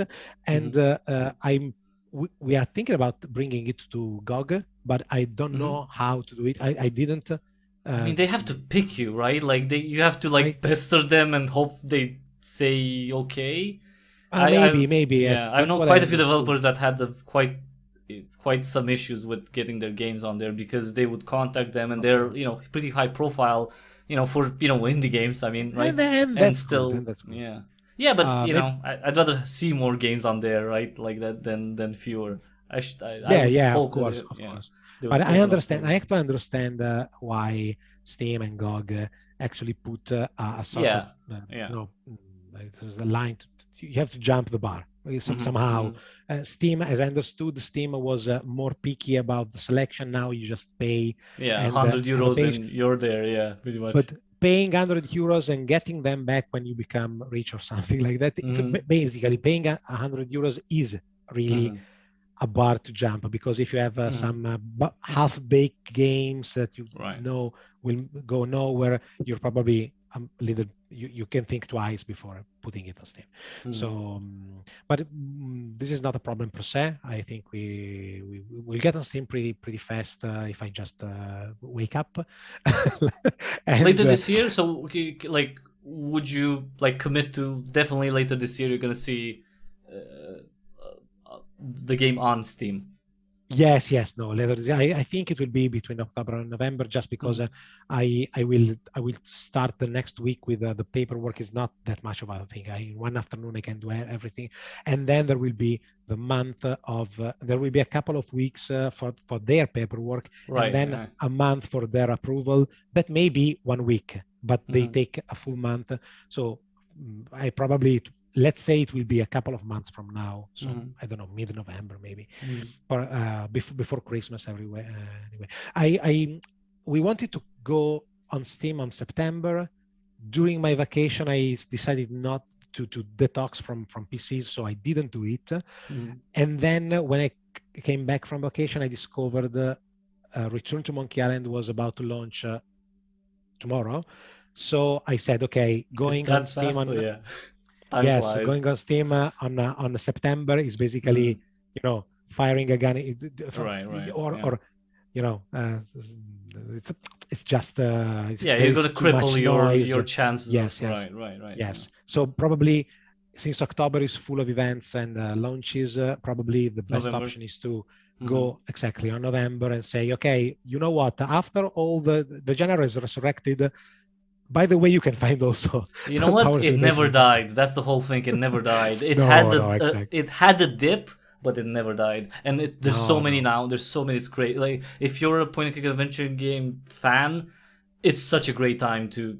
There's just so many. There's so much variety. So different genre, like so different like settings, and it's such a good time to be a fan of the genre. Totally. Yeah. No. Better than 2004. Let's just say that. You have a lot more games now. A lot more. Yeah, Indeed, I think the genre really, I don't say resurrected, but it gained traction again, and there is a good amount of good stuff going on. Okay? So there are small companies. It's not AAA anymore. It's not leading because one interesting thing is that actually this genre led the technical progress of machines back in the early 90s, because they were I clearly, now I'm fond of pixel art, but I can clearly remember how good it was to see a higher resolution game like Monkey Island 3 coming out and say, wow, higher resolution. And I think that at the time, the type of games that was benefiting more from higher resolutions or a better color scope, the better color ranges, was adventure games, because actually platform basically was always was good, even if in a pixel art world. Yeah, Jazz Gyrobit works fine. Like you didn't need. Yes, exactly. Jazz Gyrobit, it was fine the way it was, but looking at a gorgeous background. I drew like a dog when I first saw King's Quest 5. It was how they managed to fit all those stuff in 256 colors. It was incredible. Different times. Well, now we can't even have ray tracing in adventure games. What's going on? Seriously. What's going on? They tried to put 3D acceleration into Monkey Island 3, if you remember. They tried a lot of stuff in the 2000s. Yes. That's the kind of jokes I was really fond of when I enabled 3D acceleration. There is no 3D acceleration in the game. So, what? I mean, software rendering works. Yeah. Now, if you have any, closing words, anything that you want to, anything that's left out, go ahead. We're 2 hours in, 2 hours and 12 minutes. We're good. 2 hours. We're awesome. Yeah. I apologize to Marcello's children that I kidnapped their father for so long. Like the day off. I hope they're either sleeping or playing something But I don't know, Marcello, any final thoughts? I spoke for 80% of the time, as always. No. I really enjoyed this conversation. It was a very, very interesting sharing ideas with you, and I don't think we have too much to say. These are come on, be less humble. Like Paolo's a humble one. You'll be like, yeah. So you know, we're gonna deliver. It's gonna be awesome. Like, there's so many ideas. We're gonna deliver on a new, you know, engine. We're gonna screw Unity. It's crap. Like, you know, like. I'm very cautious. I mean, come on, too cautious to win. No, This is something like that. No. Yeah. No. We are really looking forward to start working on the next things, because I really miss the time we were laughing working on The Last Prophecy. So I can't wait to work on something else and show it, basically, because this was our goal since the beginning: make something and you know, publish it and see what happens, and enjoy the process and so at this point, like right now, like when it comes to The Lost Prophecy, is anyone doing any work on it, or you all have different things that are not related to this to that project? The Lost Prophecy has been frozen in while you're working 2020. on Yes, exactly. When late 2020 we started working on Powers in the Basement, because basically The Lost Prophecy was completed as almost completed on a design phase. Okay. Yes, the story and more or less all the situations and key puzzles. And exactly, we wanted to shrink the scope, but I will build on Marcello's declarations, pushing a bit forward. For everyone that's listening, stay tuned, because we really want to do more. We will surely raise the stake. And if you, maybe we can also deliver something that's not an adventure game just to stretch our muscles, but maybe we will do it under another name. I don't know. This is just me thinking aloud. Another name, like what? Another studio name? I don't know. Yeah, something like, I don't know, or insert coin. I don't know. Illiterate Code. Illiterate Code. You're moving up. It's like we can actually read now. We have a name.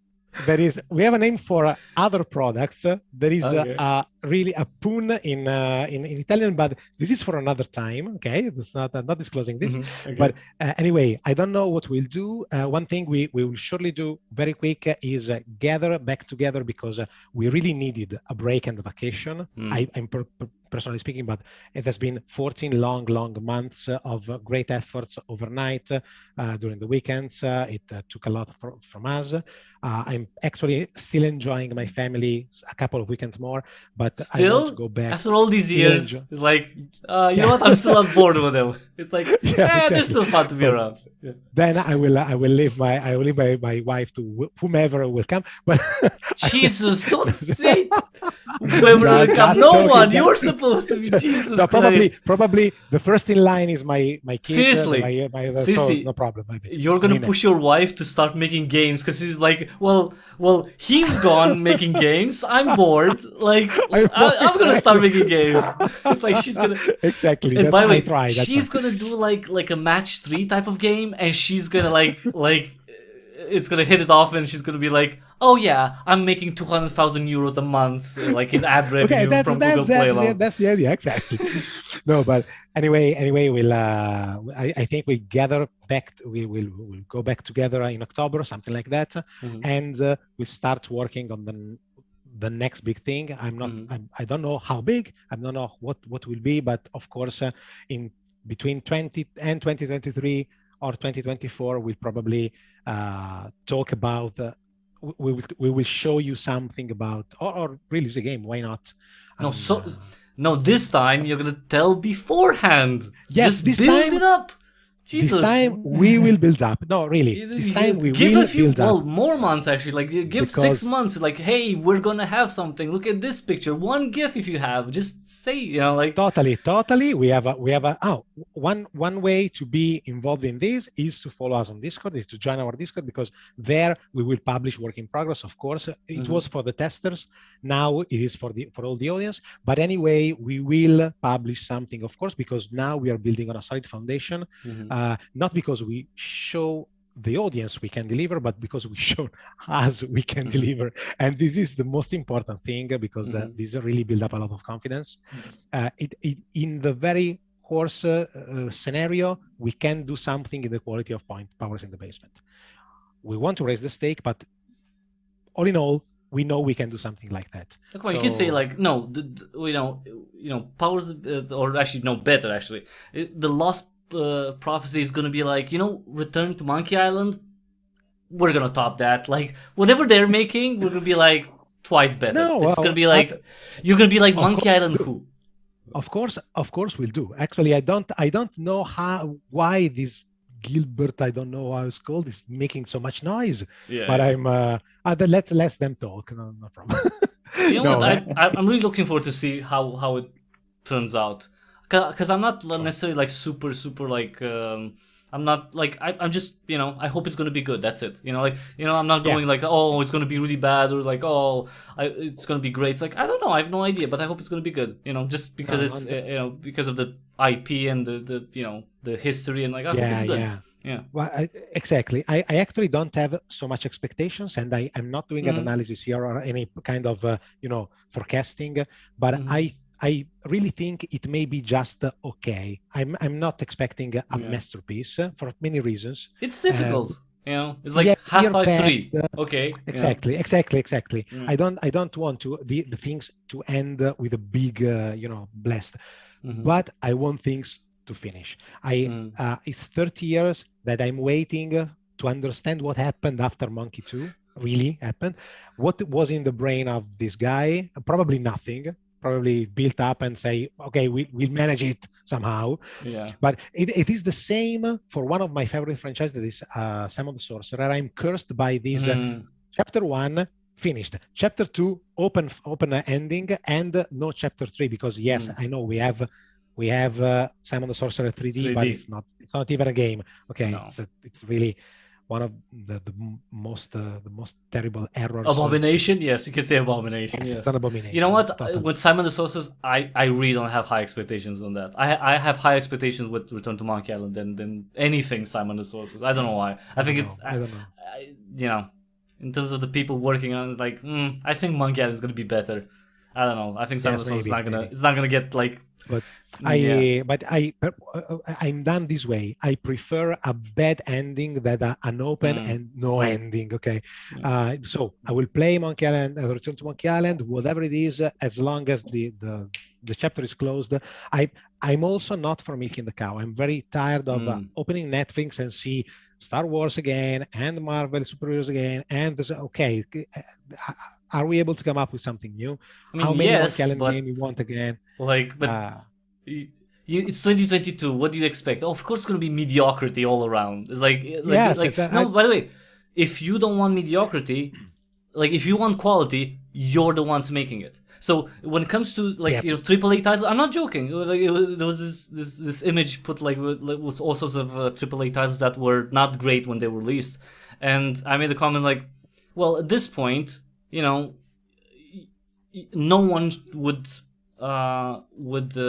pre-order AAA titles. But indie games, yes, there are some indie games that I would pre-order, because that's where the quality is. That's where the passion is. It's not going to be from AAA. It's not going to be from like Marvel or Disney, whatever. It's not going to be from any like Paramount, whatever. 20th Century, fuck, doesn't matter.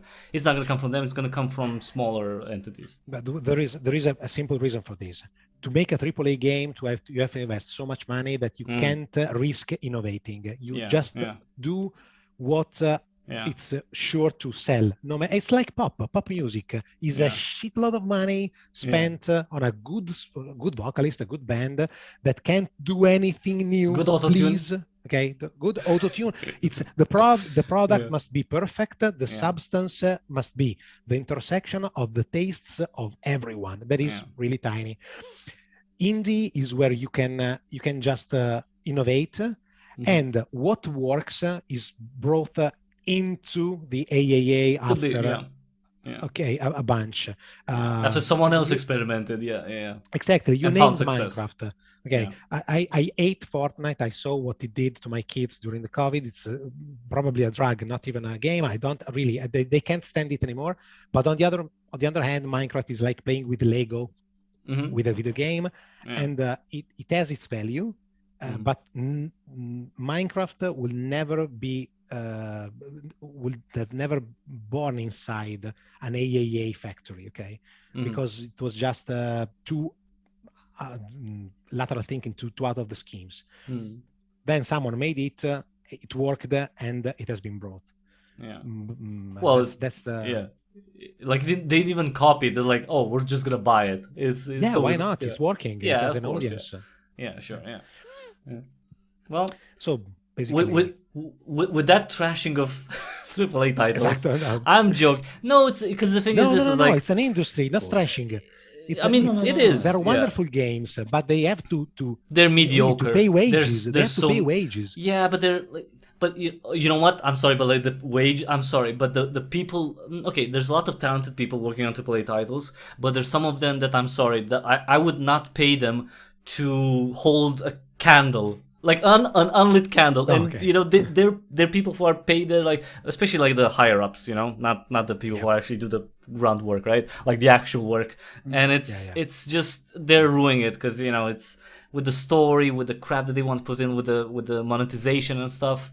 You know, if you're an artist, sure you get paid, but you get to work on a title that's going to be criticized by so many. When you know it's just it's a job for a lot of people. It's a job, and you can see that it's a job.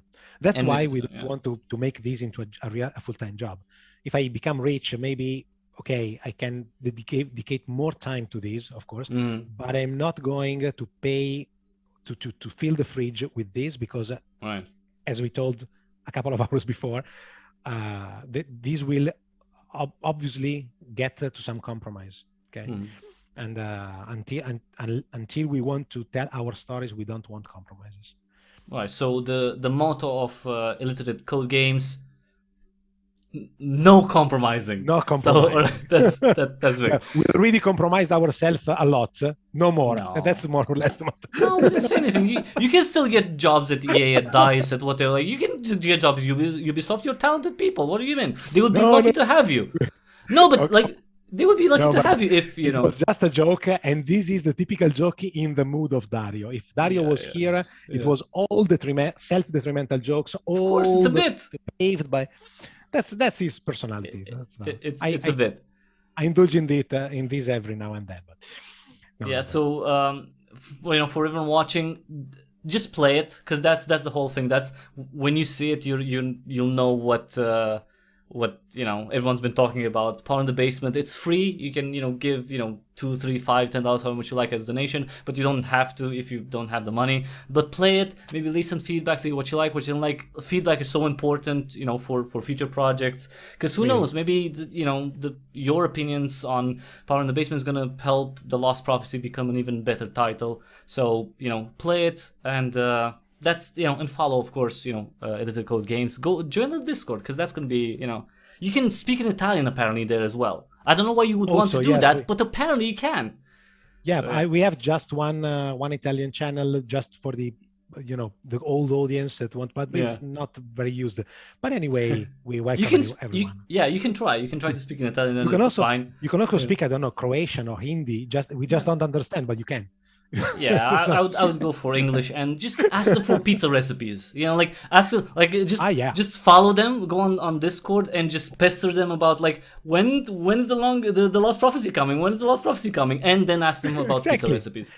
And if you want to learn how to do this with your hand, okay, you can. I mean, come to us. That's an art. Isn't that like biology? Like you can't teach something that comes from it's in the DNA. You can. The movement is easy, but the trick is knowing when to do it. So the right timing for this, and we can teach someone, but we get paid for that. True. Like it's like we offer courses on how to be Italian, actually Italian, not American Italian or something like that. Exactly. So. That was it, everyone. 2 hours and that's a long time. I hope you don't. 2 hours and 27 minutes. It's like you're like too much. Thank you everyone for watching. Definitely follow Illiterate Code Games. Play Power in the Basement. Links in the description below for all those links.